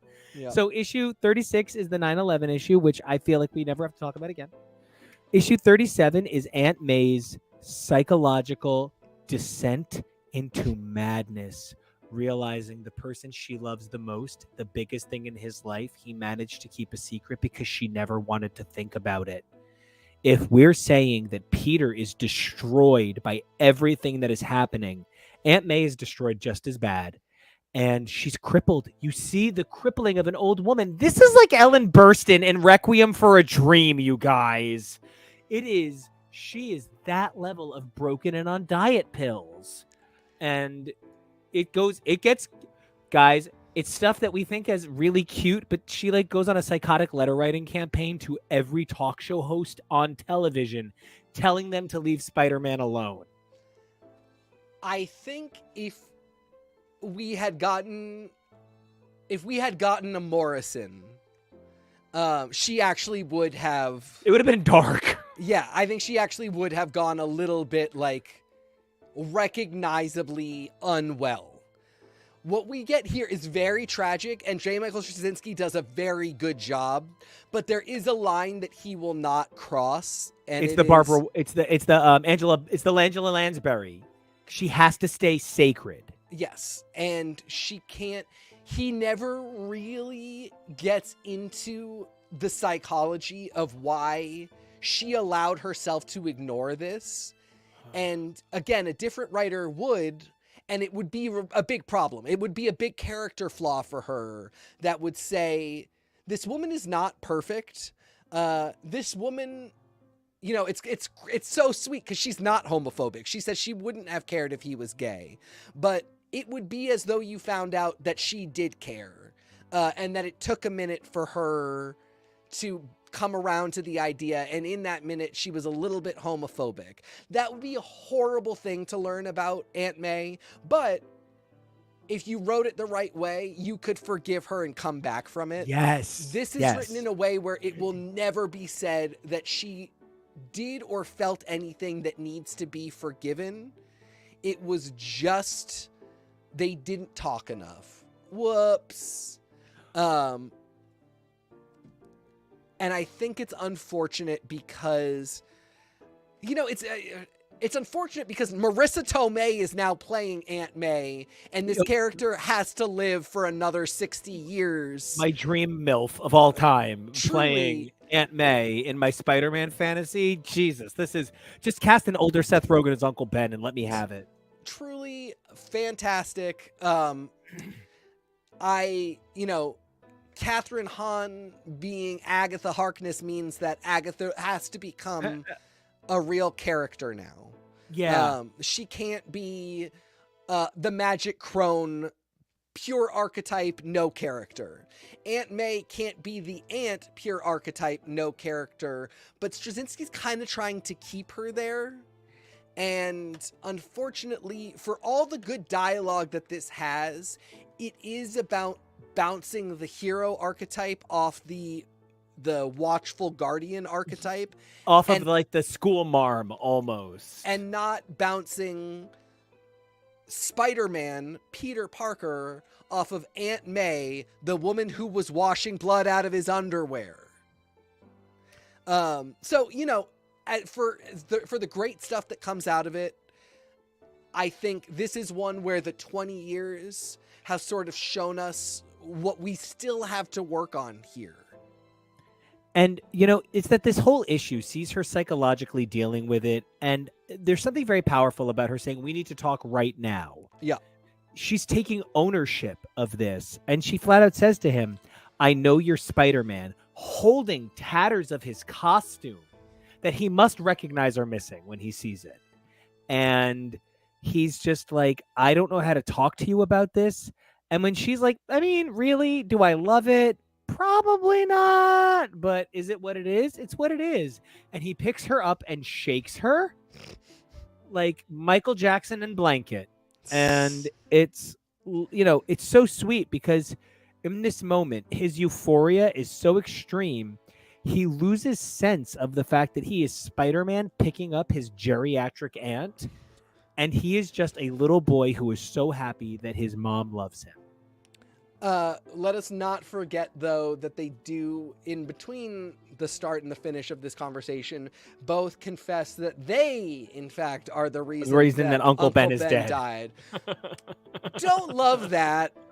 I had a fight with him, so he's dead. I shot him in the face, so he's dead. I mean, like, it just really is... It's going to get very Spartacus. I killed Uncle Ben. Yeah. No, I did. That's actually going to be the next Spider-Verse movie. And I'm his friend Jesus. Truly, Kevo, I think you just nailed it. That is exactly what I'm trying to say, and that it's a little bit that level of silly where, again, I know what they're trying to do, and dealing with feelings of survivor's guilt and responsibility for the death of another person are serious things, and they're very difficult, and they're things that you sit in therapy for. You don't confess to your aunt the weird scenario you concocted that through wacky schemes resulted in the death of your uncle, and then you don't confess to your nephew this dumb fight you got. Anyway, it's fine. We're fine. One time, this thing happened with the dog I don't want to talk about. Like, what are you doing, Aunt May? So what we're saying is the person that Uncle Ben's death is the least about is Uncle Ben. Thanks, everyone. That's, who would really appreciate that, TK? Hot Uncle Ben. Oh my God, yes! I miss him so much. Why was he not in Across the Spider-Verse? Hot Uncle Ben would think that is the funniest thing he's ever heard and would laugh about that for 100 pages. Oh, you mean I'm not important? But I'm my world's Spider-Man. All right. So now that we're done with that, does this mean that we can talk about MJ and Kimiko-tan? Are you asking me if we can talk about the Nuff Said and the literal hottest MJ ever has looked in the history of comic books? I'm asking if we can talk about her Japanese body pillow boyfriend. Oh, of course we can. But we also need to take a minute to talk about the fact that nobody draws a hotter Mary Jane on the planet than John Romita Jr., who might have been born to draw Daredevil and Ant-Man. Jesus Christ. Might have been trying to draw Ant-Man and Dare May. Okay, I'm going to try one more time. Daredevil and Mary Jane. Please talk so that I don't accidentally say something stupider. Yeah, no. And does that great thing where, she gets a couple pin-up-y type panels, and they are not... I'm disgusted that you put this woman into this outfit or this position. They are, she's in a bikini, everything is covered, her body is drawn like a comic book character, but not like an abomination of the concept of anatomy. It's not just him, it's the colors too. I mean, he nails it and he sets things up for the colors, but MJ as a redhead, you really have to draw her so that her hair responds to the red. And then you have to ink her with the right red, or you have to color her with the right red. And it's just done really well here. Yeah, I mean, she's gorgeous. She's a model. She really does look like Linda Evangelista. She has a Japanese body pillow. You know what I love about her Japanese body pillow? There's nothing Spider-Man about it. I know. Every time you look at it, you know it's Peter. Yeah. God. JR is like, I feel bad because I'm a simp for muscle dudes in the first place. But then JR goes ahead and is such a monster of talent at this point in his career. Do I think his Eternals with Neil Gaiman is as strong as this? No. Do I think his Zeb Wells Spider-Man is as strong as this? No. Do I think this is some of the finest fucking pencils I have ever seen in a comic book in my actual life? To this day, 23 years later, Yes. Yep. Aunt May in the New York Public Library getting real shitty about people being mean to Spider-Man and writing to The Letterman Show, The Tonight Show, Larry King, Dan Rather, Oprah Winfrey. And then after she writes all of these letters, she looks at her to-do list, and this is hard. It's drop off laundry, cancel subscription to papers that don't like Peter, try to improve Peter's image, and she has those 3 checked off. It's number 4. Pick up Zantac and Tux. What the hell are Tux? But it says Tux. Adult diapers. Oh, geez. And then number 5 is keep working to forgive Peter. Oh my God. She loves him so much that she hates herself for not being able to forgive him. It's on her to-do list. And a woman like that doesn't put things on her to-do list if she's not going to do them. And how many days must that have been on her to-do list, and how many days must it have been too hard to look at? And I just think Aunt May is one of the finest people in comics ever. Yeah. And she then modifies to pick up lots of Zantac. This is not going to be easy. And it's a twofold thing, because she is going to keep telling Peter to stop because she does not want him to die. She wants this to stop, not because she doesn't like vigilantism, but because she does not want her nephew, her son, put in harm's way. She does not think he should be the person that goes out there and does these things. She wants him to be a teacher. She wants him to have a good, happy life with MJ. She does not want him getting the shit beat out of him by Doc Ock. What, her ex-husband? I'm just saying. The forgiveness is because of this lying, because of the secrets they kept from each other, which is a whole other thing. Oh my God, they kept secrets from each other. Does she fear that he got that from her? Oh, this is the best run of any comic book ever. Just get out of the way. Yeah. So then we get 40, and 40 gives me the first ever angry daddy who I was desperate for the affection and approval of. J. Jonah Jameson's mustache reminds me why I'm a top all the time. I am out of control attracted to every version of J. Jonah Jameson there has ever been. And J. Jonah Jameson, capable of learning a lesson in a post 9/11 age, working ostensibly 3 blocks from the World Trade Center, is a J. Jonah Jameson that makes me reconsider who he is as a man. I think every run, and I have actually read and I was doing the homework on this. I've read every Spider-Man run except Nick Spencer's since, which is why when we were doing our Slingers coverage, I had no idea about any of that Nick Spencer Slingers stuff. Right. But with a little bit of Dan Slott exception, I've now read everything but the last 5 issues of Zeb Wells and Nick Spencer. There is not a page of J. Jonah Jameson that does not come from this run.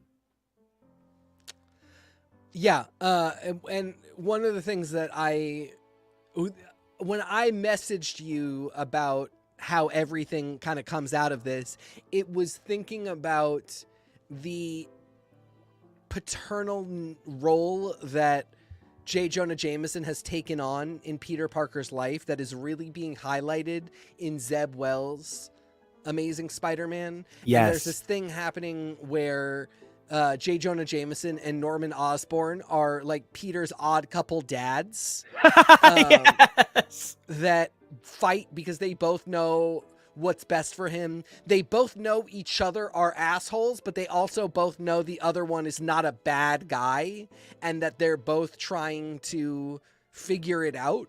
So, J.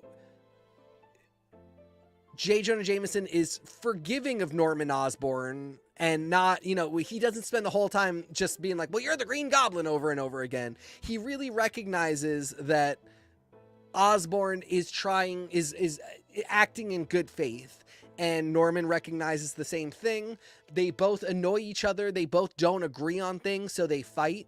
But the J. Jonah Jameson that you see in Zeb Wells' Amazing Spider-Man you can see the through line directly to the man in these pages that you're talking about, and specifically here when he is dressed down by May a little bit. And Great term for it. And while he does not capitulate, she says, "I will cancel," and he says, "I can lose the $1.50 a week. I can lose the $1.50 a week." What but he feels fucking bad. Capitalist thing. Exactly, because it's still capitalism. He feels bad, but it's the rules. He feels bad. He does not like that Aunt May is upset with him. Yes. And that he said that he will accept it. He doesn't like it, but he does it. And that guy, 22 years later, whatever, is in the pages of Zeb Wells' Amazing Spider-Man. And that's amazing when you write something that stands the test of time like that. And we've seen other versions of J. Jonah Jameson who are not that guy. We've read 1,000 of them in Spider-Verse. Yeah. But like the Cassandra Nova that you see in Grant Morrison's New X-Men is the one that we have been seeing lately in Steve Orlando's Marauders. She's okay. Little different situation there. That's the problem. The situation ruins her. But that's a really great way you pointed that out, actually. J. Jonah Jameson is the same, and no matter the situation, he thrives. Yeah. Cassandra Nova is the same, and the situation ruins her. I don't think it ruins her, but it doesn't allow for the same breadth of character. Okay. But that's a longer conversation about what we do when we cast these characters and these things. But yeah, I mean, just you can see J. Michael Straczynski knows what he's doing, man. He really does. And to that end, I think Shade, the villain of 40 through 42, could have become the bad guy of a major event. His time could still be coming. It's bonkers. 4 appearances ever, and one of them is a fucking flashback. This is one of the best villains Marvel has ever randomly produced for a book. I just think that, and this run does not lose steam until it gets Civil War around 519. This run just doesn't lose steam for 40 issues. This run is this good. The next villain is Shathara. Yep. What the fuck? So, okay.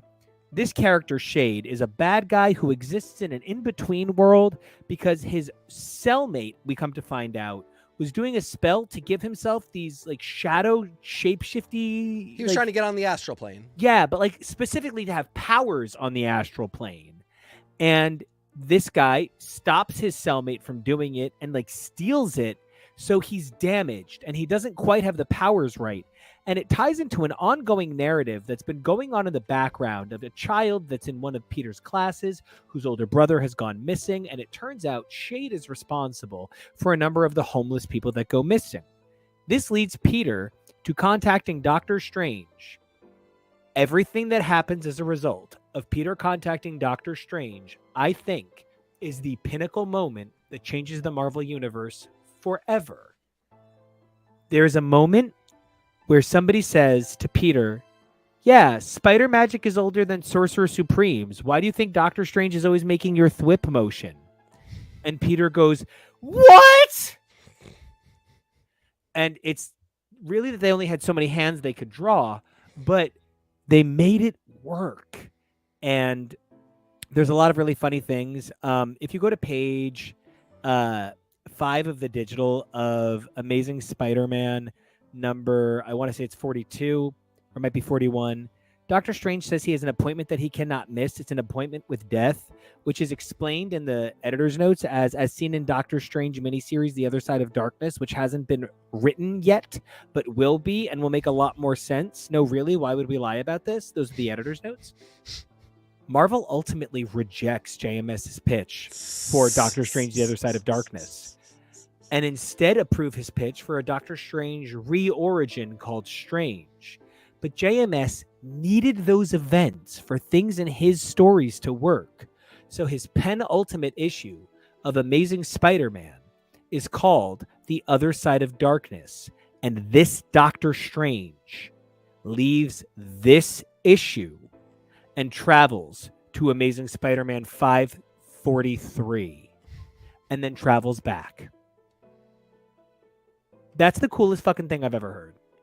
A guy was told by edit that. Yeah. I respect that Straczynski wouldn't let this go. Exactly. He said, I don't care how much editorial interference it takes. My story is my story. And if you're not going to remove that editor's note from subsequent printings, I won't let you take down my reputation as a storyteller. Yep. I'm going to close that door. And he did in a masterful way.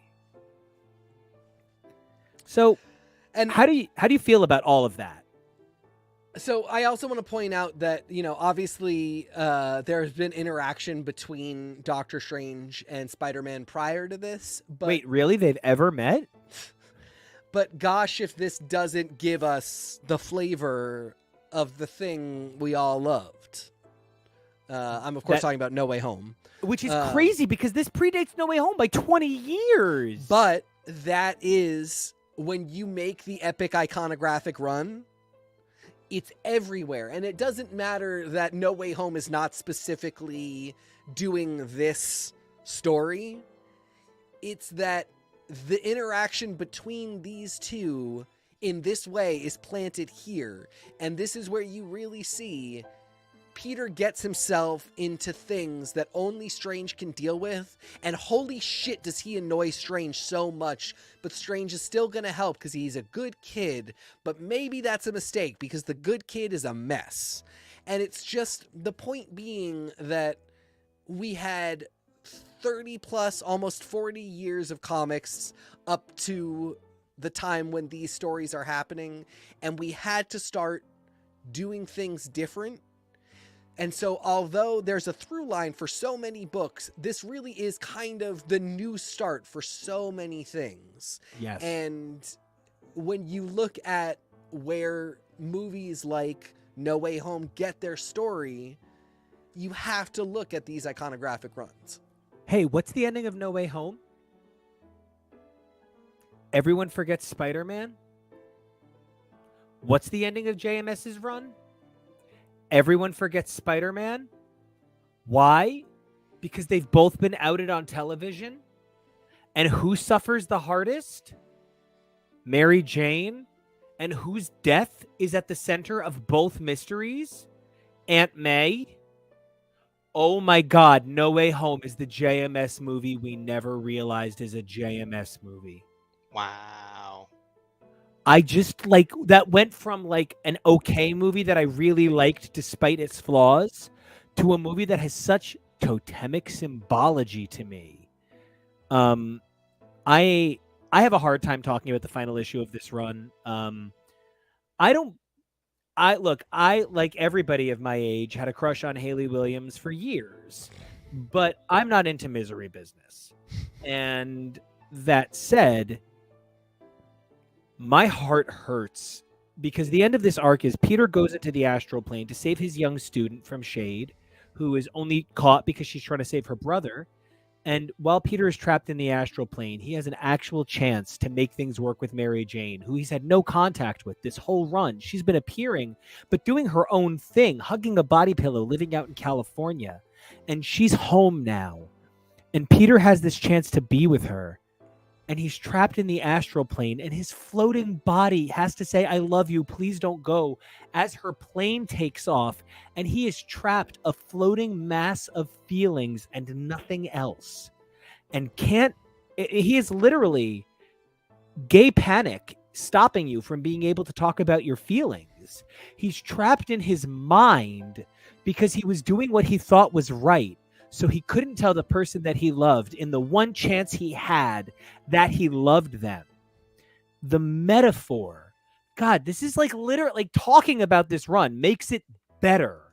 There are books that we used to say each week talking about them made them worse. But the more we talk about this, the more this becomes clear to me that this guy JMS is an actual master of his craft. And I'll be honest, I don't love Babylon 5. I don't love Murder, She Wrote. I don't love Jericho.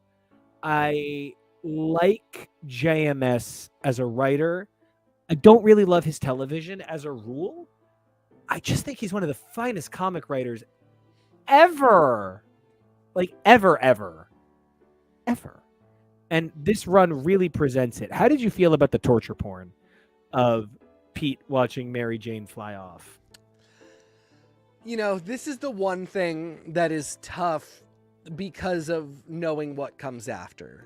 This is the reverberation throughout time and space that One More Day causes in a way that is so toxic that it makes it difficult to enjoy.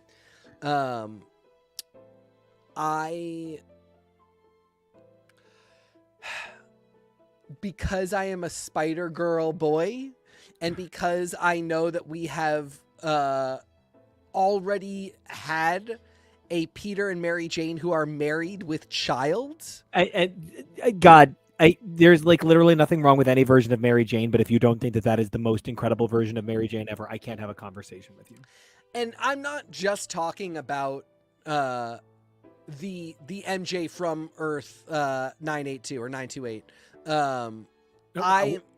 I thought we were both talking about Renew Your Vows. Oh, I mean that's a whole other thing. He's the finest MJ of all time. 100%. I'm talking about the 616 MJ in 1998 when that baby does not go on to be Mayday. Yeah. That woman is this woman, and there's no reason for it. Wow, I did not make that connection. Thank you. Yeah, I mean, I can get past it if I know that she's going on to be Spinneret or to be the mother of a great spider person, the partner of Peter Parker and everything, his top, the one in charge. But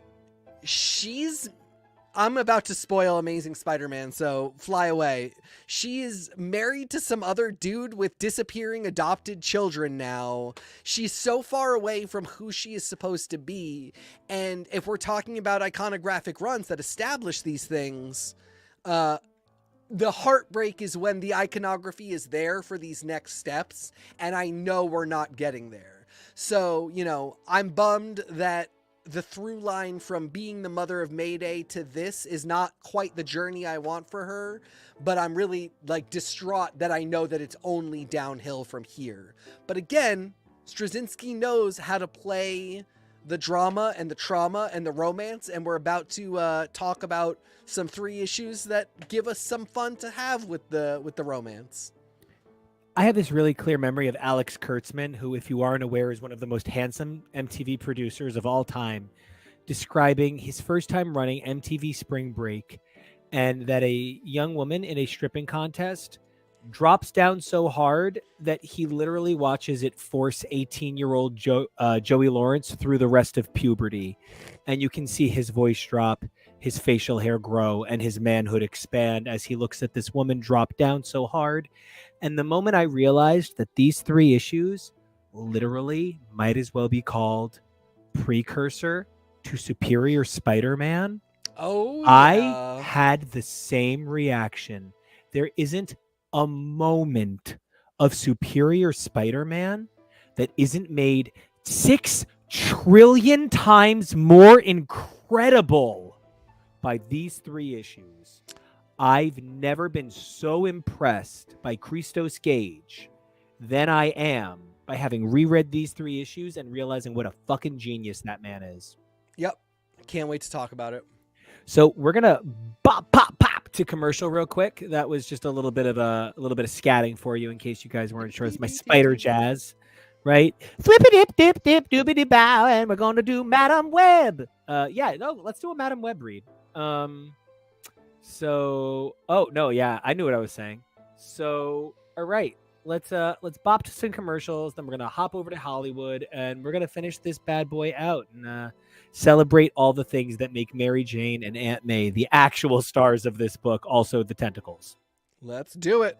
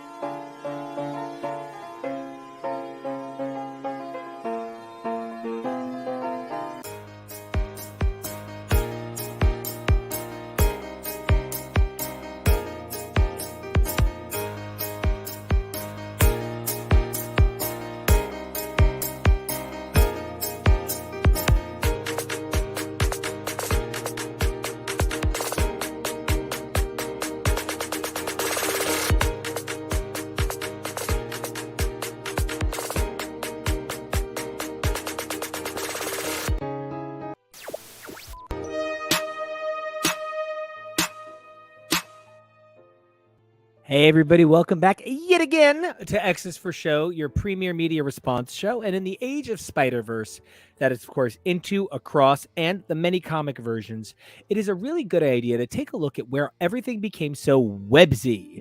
And, of course, that traces back to the incredible JMS Spider-Man, which, through the course of this conversation, we've come to not only realize dictates so much of the content of Amazing Spider-Man to this day, including runs by guys like Dan Slott, Nick Spencer, and Zeb Wells, but even goes on to influence the films. Now, of course, the score playing right now is the score from Spider-Man Homecoming, I believe. That.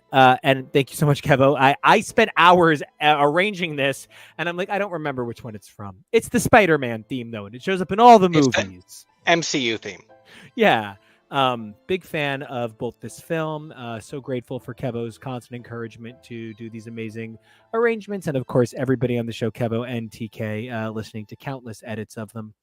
So, anyway, back to the show. I am so excited to talk about Spider-Man 43 through 45 because what they represent is the first time this run took a chance on side characters.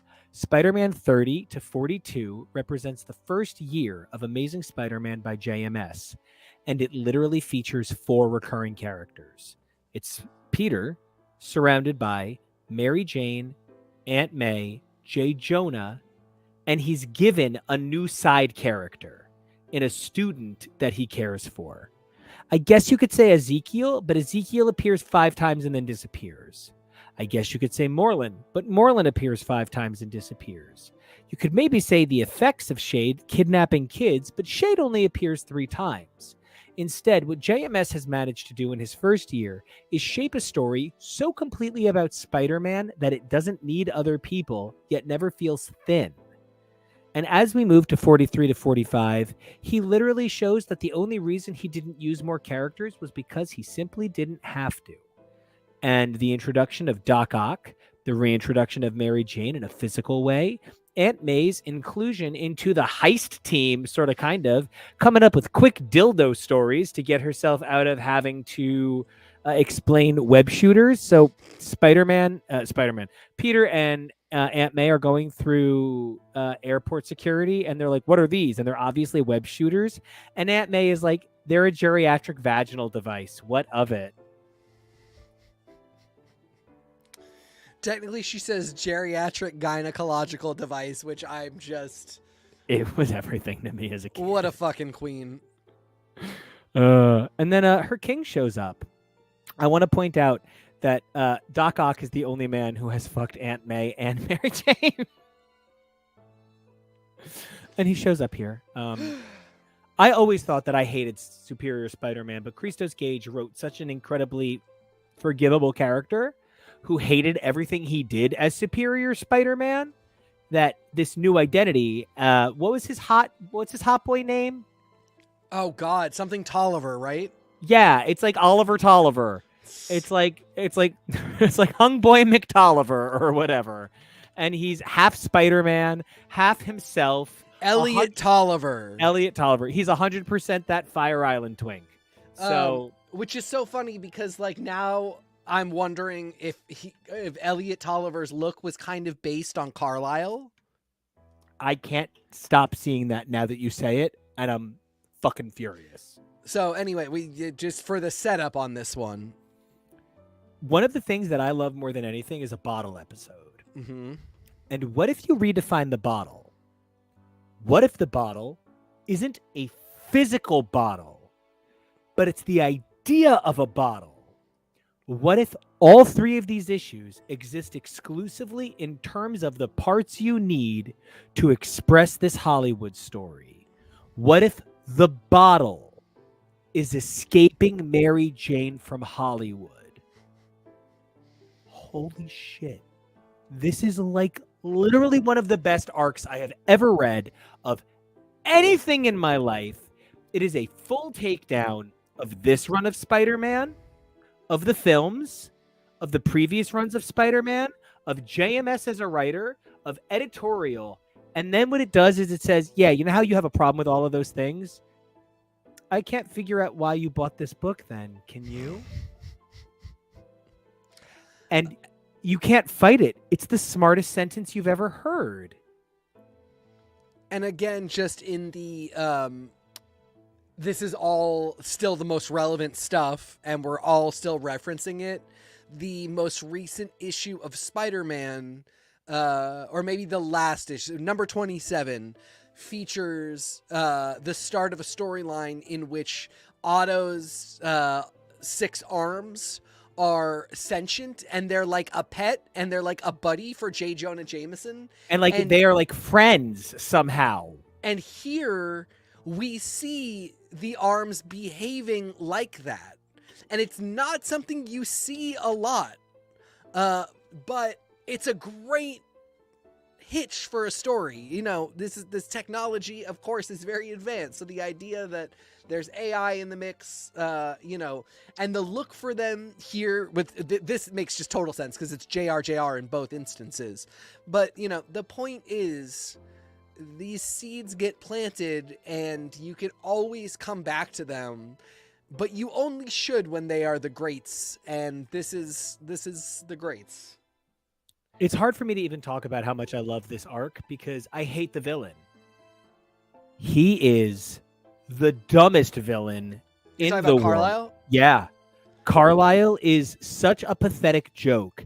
So the bad guy of this is a guy who's bought a bunch of the technology that was created by Doc Ock to build himself what is basically actually part Scorpion Doc Ock suit. And what's wild is it's not so much that he's trying to fight Peter. It's that this is literally in part a story about Doc Ock not liking somebody stealing his intellectual property. This is literally a story about a character from the 1960s having a problem with somebody modernizing their story for an audience that understands science. Oh my God! Everything about this arc fires on a trillion cylinders.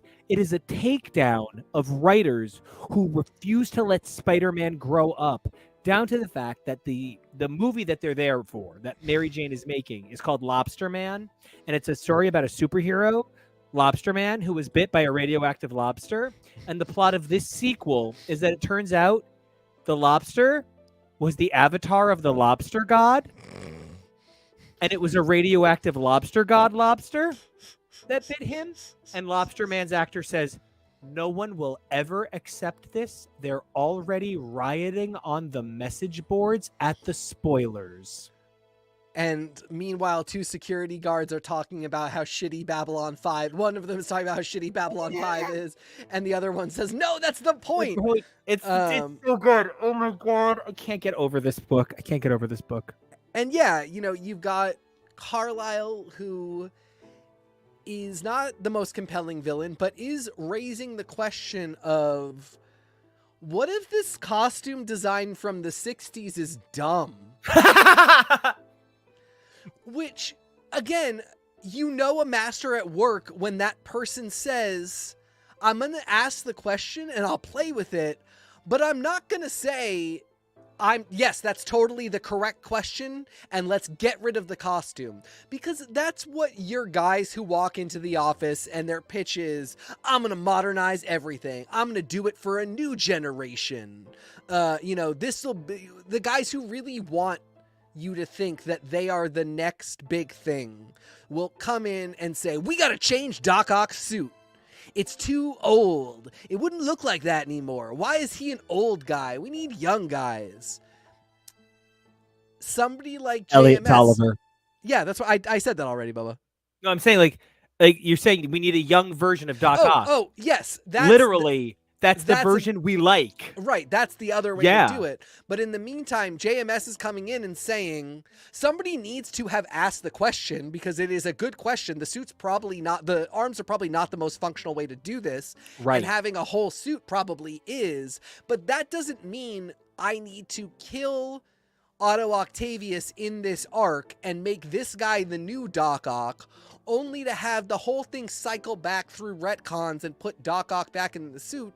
We'll just have a really good bottle episode arc where the new suit is the villain and we'll go from there. And the thing that it allows us to highlight is kind of the way we accept certain things about iconography. Do you actually think the simplified version of drawing a spider is cool? Do you think a circle with 8 sticks is cool? Why? You don't even really like spiders. So let's take that. What else is a slightly evolved, multi-legged thing? I know. Lobster Man.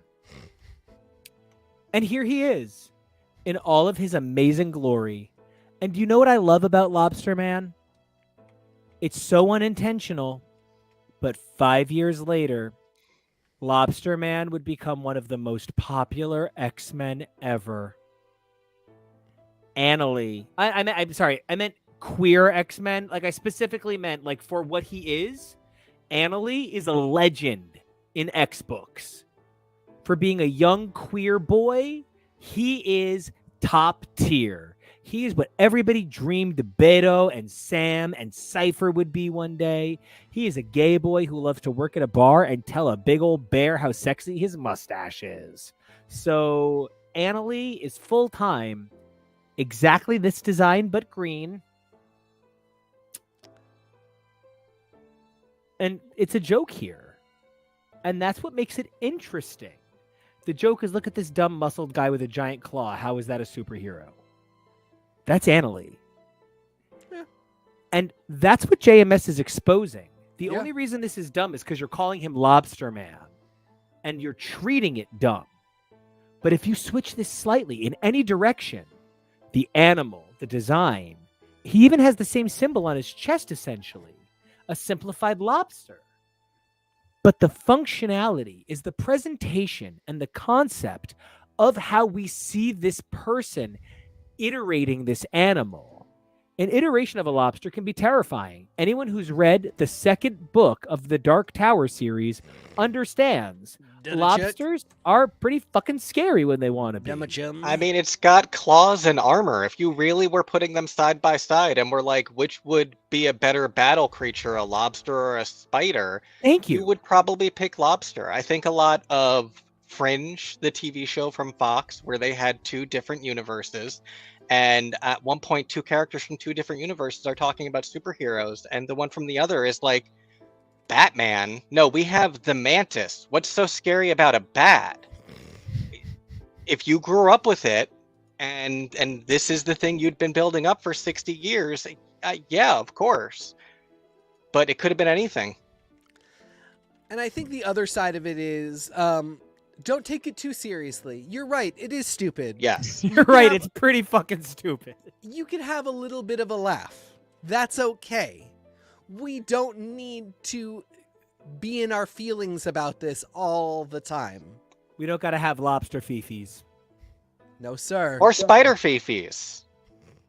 That's actually the thing. I don't have spider fifis. Yeah. I am Dobsonless when it comes to spiders. But do you know what I am Trixabelle about? I'm all sorts of fifi about the idea of what a hero is. Which is why the point at which I got the most choked up in an episode about literally 3 of my all-time favorite comic book arcs of all time, except the second one, which sucks, and I only love it in concept, is Peter thinking his responsibility is to children. I don't think I care about Spider-Man. I care about the unifying elements that make a Spider-Man, which is what's weird. If you actually ask me what I love about food shows, I love food.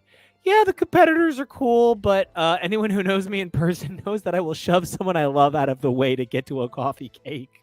And I love food more than I love people. So when I watch food shows, it's really about the food. Sorry, Antonia, but it's about the food. When I watch when I watch design shows, it's about artists. It's about watching somebody make what they love come to life. And I think that's X-Men versus Spider-Man for me. What do I love? I love that X-Men are different. I love that they are people who were born different and live differently and thrive by community. I love that spider people are bound by a code of ethics, not by a magical bite. Sure, the magical bite is how you identify them, but that's Buffy getting the mole shaved off in the film. That's just a marker that indicates the quality of the person. Because Mary Jane and Aunt May's conversation in issue 45 of Amazing Spider-Man might be the best conversation between two women in any comic book where they technically fail the Bechdel test every line. Because the conversation isn't about how they're affected by Spider-Man. It's about how they were unavoidably affected by the presence of this creature. It's as if to say these two women are discussing World War II in the course of their lifetime. They're not talking about a man. They're talking about a creature, an identity, an archetype that affects them. It fails the Bechdel test, and I truly wish it was written better. But what is there is one of the finest examples of good intent that just misses the mark. These women are realized. They're passionate, they're strong, and they're controlled. Peter stands as an object in the room, barely there to be more than a lamp, illuminating these two women's conversation. The highlight of this is, for me, that these two women realize that the cross-generational trauma caused by a creature like Spider-Man existing in their life, and I'm using creature to determine Spider-Man from man Peter Parker, totemic Spider-Man from person Peter. They're not discussing the way person Peter affects them. They're discussing the way totemic Spider-Man affects them. So they technically fail the Bechdel test, but it's an important moment for women in comics saying, this is how men affect us. This is what you do to women when you make them ancillary. This is what happens to women characters when they are nothing but the supporting character. And in that regard, it's one of the finest conversations ever by illustrating the ways in which women are seconded to show women being seconded. And I think even, you just get that one moment where, May looks at Mary Jane. Is there anything else to tell me? Yeah.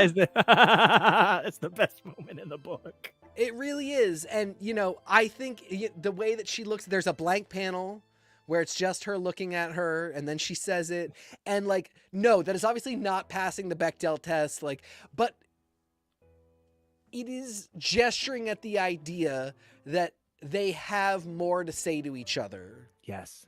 And there's more going on here. And, I don't blame J. Michael Straczynski for not necessarily being the person to write May and Mary Jane. I am bummed that it took this long to get Mary Jane and Black Cat, a book that does, in fact, pass the Bechdel test and is fantastic. Honest to gosh, it is my second favorite Needless Spider book right now, Yeah. behind, and I can't believe I'm saying this. Please don't quote me on this. I don't Come ever on. want to. I Come don't want on. to answer this. Come on.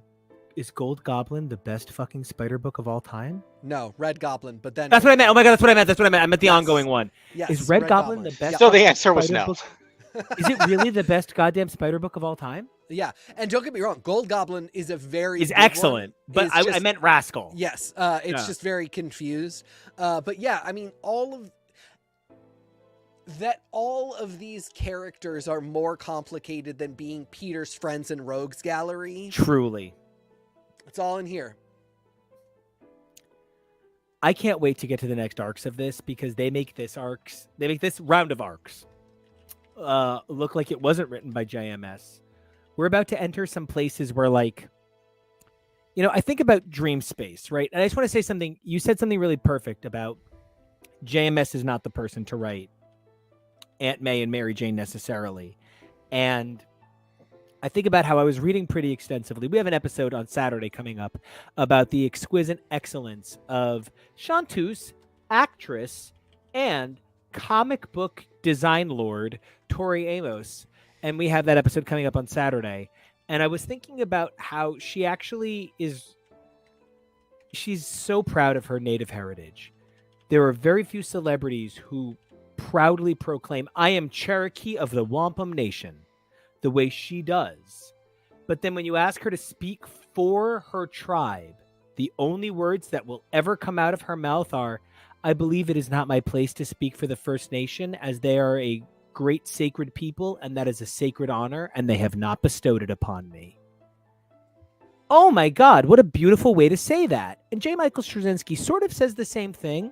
I want to say that J. Michael Straczynski does something no other man in the history of Amazing Spider-Man does up through then. He asks a woman to co-write 10 issues with him. Fiona Avery will co-write 10 issues of Amazing Spider-Man, making her the first woman to do so. And that's at JMS's request. So he doesn't always get it right. But gosh darn it, does he put in the effort to get fucking close? And I just, this is actually a dream come true. Since the day I met Kevo, I've told him that Spider-Man is a magic creature. And since the day I met you, I told you that JMS's run was the best. And it's really funny that one time we're literally on air. And he's like, and there's this guy Ezekiel. I'm like, my favorite spider character ever. And he's like, and there's this guy Moreland. And I'm like, my favorite spider villain ever. It's the only run I know anything about. And he's like, you've literally said you know nothing about Spider-Man. The only run you know anything about, you've said, is the JM. Oh my God, this is the JMS run. And like, it's one of those things where literally this run informs what everyone thinks about Spider-Man, whether they realize it or not, just like New X-Men. Yep. And getting to share this with two men that I think are geniuses, that I think are incredible. TK, you're along for the read. Kevo, you're along for the ride. But everybody's along for the experience. And it's time to evolve or die. And that's what Peter is forced to do here. He doesn't get an opportunity to think about his evolution. He doesn't get to think about the things he's becoming. He has to evolve or die. I'm not a planner, and anyone who knows me knows that I make plans so I can throw them out. That's Peter. In that way, this run of Amazing Spider-Man is me. It's frenetic, it's chaotic, and it doesn't understand its own origins to figure out where it's going next. And not every step or every movement is comfortable or convenient. But I can say for literal sure, this is the first episode in the history of X's for podcast, X's for show, or HTML, shy of the time we covered the Alien franchise, where I am going to give the episode's content an A+, despite its faults. This, for me, changed me as a storyteller. Kid Riot could not exist without this run. My music could not exist without this run. And who I am as a man who understands responsibility for those who need someone to care for them could not exist without this run. Issue 36 is kind of garbage. Issues 37 and 38 are sort of stretched out for no reason. But god damn it, I sucked at 22, and 24 to 25, I was basically the same guy. So I am proud to talk about JMS's ASM 30 through 45. I give it an A+, and it is the first A+ I have ever given in the history of the show. And since we agreed to cover this a year and a half ago, I have been saving this A+ to be my first. And without question, this is my favorite run of Amazing Spider-Man. I absolutely would give the first arc, the Moreland arc, an A+. Yeah. Unequivocally. It's a D. But I'm giving that 9/11 issue a D, but even if I set that aside, the next ones are A's, A minuses. I maybe there's a B+ in there. I maybe give the Hollywood like an A-, a B+. It's a very good run. It's a very good story, but it's not, amazing. The interlude with May and Peter talking, with May sort of figuring things out and then talking to Peter, that's like an A story right there. That's a fantastic A story. So, it's really, really high grading for me. And anything that is low is not the low of like something really bad happened and I'm taking points away. It's this is just a less iconic arc. And that when I talk about that, I'm talking about the Hollywood arc. It's funny. It has some really good beats. It is just JMS. Yeah, it's a little bit more standard, and yeah, it should be that sometimes. Kevo, I want to pull you in, but I want to make an analogy to pull you in with. This came out while we were in puberty, and like, I remember being like 10 years old and somebody being like, hairy dudes. And I was like, that's gross. Hairy men are gross. And then one day I realized I had like sexual impulse.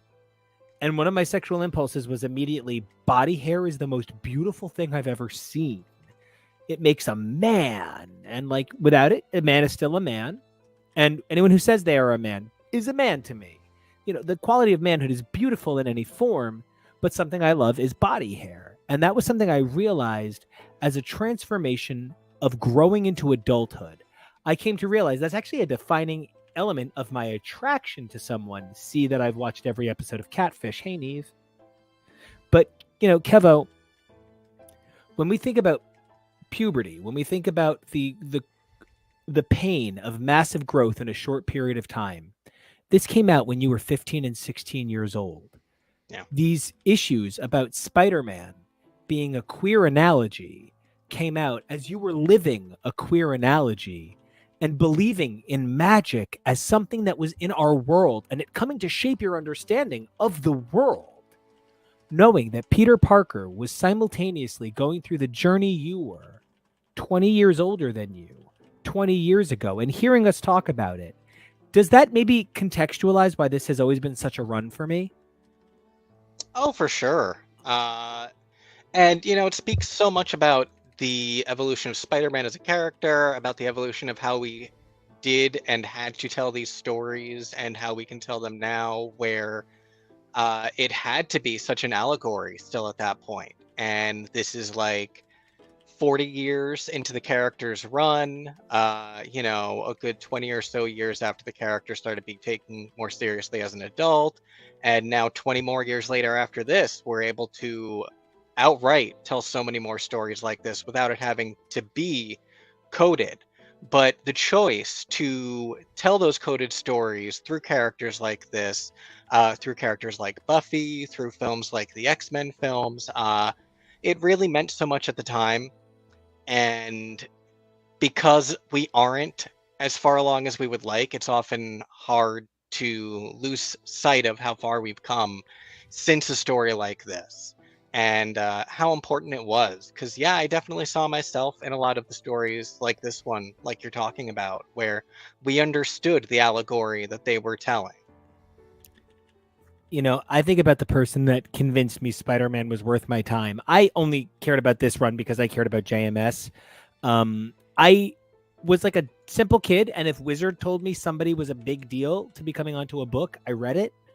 I didn't really understand what it meant to follow someone because you were engaged in them. And I think my obsession with MC2 actually maybe even belies that. You know what I mean? So I came to JMS as a result of I was told to. But the man who draws Kid Riot, the man who drew the first 50 issues of Kid Riot and continues to draw it, is a man who, no matter the iteration of self, saw something in the heroicism of Spider-Man. And there's something in getting to see someone who says, Spider-Man might not be me, but we're the same thing. And like, I'm not saying that I see Penciler Taran from Kid Riot as our world's spider totemic representation, but Sure. I'm saying there's Ben Reilly's, and there's Kane, and there's Miles Morales's, and there's Lobster Man, and there's so many spider people, and there's a dexterity of life and world. Oh, Kid Riot, one of the proudest things in my entire world. I don't know. I just want to say that this run helped me realize that comics are literature. I grew up reading Sandman, so I always knew Sandman was literature and comics. This was the first book that really made me question things. I admittedly didn't come to New X-Men until years after I read this. I read this before I read New X-Men. I got this before I got New X-Men. And I loved this before I loved New X-Men. Ultimately, New X-Men means more to me. New X-Men is my favorite comic book of all time. And I think the Zorn reveal is the single greatest reveal in any piece of fiction in history. Made me feel sick for literal years. And loved it. Every word. So good. But this is probably my number 2. Ever.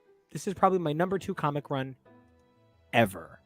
and rereading it, reading all of that Spider-Man. It wasn't until I read all of that Spider-Verse, all of that MZ2, all of that Slingers, all of that Tom DeFalco late era Spider-Man, all of that Dan Slott, all of that Mark Waid, all of that. I actually read some Nick Spencer. I've read all of Zeb Wells' original run, all of his current run. I have now read all of Donny Cates' Venom. I have read all of Al Ewing's Venom. I've read all of a lot of shit. I've read a lot of shit. This Spider-Man is made better by everything I read. And I wish for every single one of you something like that, where your world makes something you love even better to you every time you read it. And I wonder how much of that is I've let this run influence me. I've begun to believe there is magic symbology in everything I see. Isn't that what a good comic book does, though? Doesn't it make you want that? Aren't we all Tommy Taylor in The Unwritten? Isn't this all the ship that sank twice? So, anyway, I love this run. A+. TK gave it a B+ to an A. Kevo said he found it fascinating. And let's talk about some fascinating things coming up. We got a board coming up this way, ladies and gentlemen. Oh, I do want you to be you. And that is, of course, Kid Riot. You can check that out at kidriotcomics.com. It's one of the proudest things I've ever worked on in my life. It is some billions of issues long comic series at this point, but definitely worth checking out. Our continued TV coverage includes Drag Race, Crime Scene Kitchen, food trucks. We've got Is It Cake, which didn't make the board yet, but it's coming, trust me, because we love Mikey Day. Silo, Strange New Worlds, Secret Invasion, Loki and Echo in the Offset, Ahsoka, which didn't get a trailer because Twitter's a shit show, and a whole lot of magical stuff. So I am probably most excited about talking about some of the insane things that happened on Great Food Truck Race, as someone has decided they are the kingpin of great food trucks, and it is getting crazy. It's a real wild season. How about you guys? What are you most excited to talk about on Sunday from our TV board?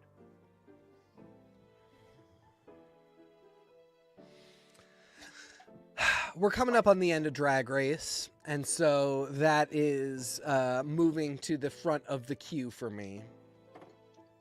I think that's really fair. You know, it's been a really crazy season. I mean, maybe at times an uninteresting season, but certainly a dense season to discuss. Yeah. That's where I'm at right now. Kevo, what's got your fancy all tickled all sorts of pink? I'm with you on food truck. I'm definitely also enjoying this season of Project Runway, although it's not really heating up yet in any way. It's just sort of enjoying watching it.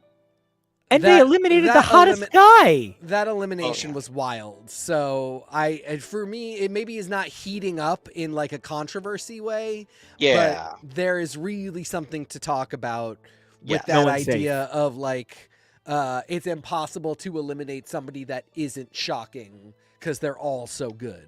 Exactly, on an All-Stars. It's really, when you do pick the right people for it, it's hard for every elimination not to be gutting, and it's interesting to note that so early on.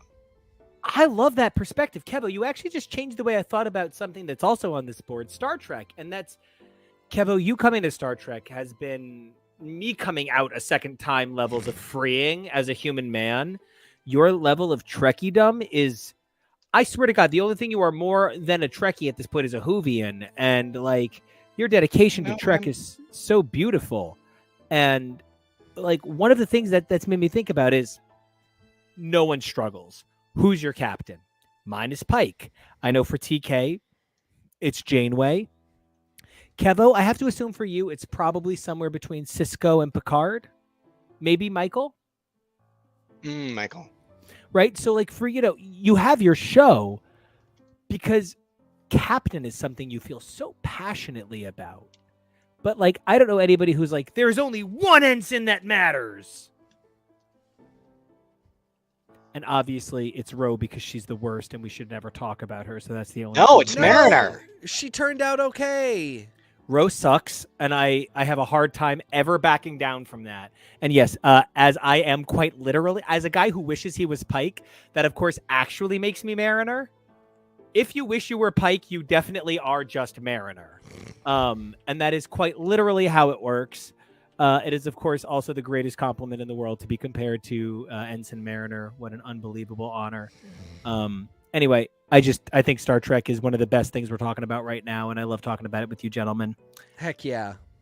But until we return to the pages, the minutes and the, I don't know, whatever else music does, the notes of all of the incredible stuff we're covering, like Saturday's episode about the incredible legacy of Tori Amos and the 4 Tori Amos shows that the guy down there saw, the 3 I saw, the 2 this guy saw, and the 1 that series contributor and show creator and our amazing partner JoJo saw on Saturday, and then, of course, our TV highlights and spotlights on Sunday. You can check the show out at X is for Show on all your medias. That's X is for Show. You can check this guy down there out at his new handle. Hey, TK, where can everybody find you at this bitchin' new handle? You can find me at TK Elemental everywhere but Blue Sky for just a little bit longer until my invite kicks in, or if you want to send me one sooner, please feel free to do so. Kevo, where's everybody going to find you? You can find me on the socials at Kevoreally. That's KEVOREALLY. And Nico, where can the folks find you? You can find me on every social media at Nico Action. I probably have a few more feelings about this episode I'm going to need to tweet out in the next couple of days. I've literally been waiting to talk about this run. There was a very cute man. Actually, to be clear, I'm sad that it didn't stay a close friendship, but one of the most handsome men I've ever met in my life, a guy named Pete, wanted to cover JMS ASM with me literally 5 years ago. And I almost did it then. That's how much I've been dying to talk about this run. Also, the number of amazing people that have wanted to be a part of the show over the years is such an honor and such a pleasure. So anyone who's never gotten to be a part of a talk on this show, hey, reach out. We'd love to have you. We're always looking to have incredible co-hosts. So Pete, if you're watching, just say hi first. We haven't talked in a few years, but then message me about being on the show. The X-Pack is always pretty open, folks. So we love to hear from you, whether it's in the comments, contributing during a live broadcast, or if you have any suggestions about coverage you want to see, or, we've had a lot of contributors. We make a lot of friends, and we're always looking for new voices. So definitely watch this space, reach out. Yeah. Especially if you feel your voice doesn't belong somewhere. If you say to yourself, I'm a unique thing, I'm a minority that nobody would want to hear from, I promise you there's nothing more I want to do than give you a microphone. So he can help himself. I'm saying this as somebody who gets literally 10 to 15 DMs a week being like, man, I'd love to be part of your show. And then I'm like, then you're welcome. And they're like, oh, I'm scared of the negative messages. It's tough and it can be scary, but you know what? If Spider-Man can brave it and teach a high school science class, we can do anything. You can check me out at Nico Action and ACTION in case I got on my soapbox a little too hard to say it. And until we come back to talk about those little earthquakes, seeing Pele blow, and of course, none other than Scarlet herself on her path through the violets, we will see you all on the Flip-A-Dips. Be brave, evolve daily, stay strong, and we'll see you.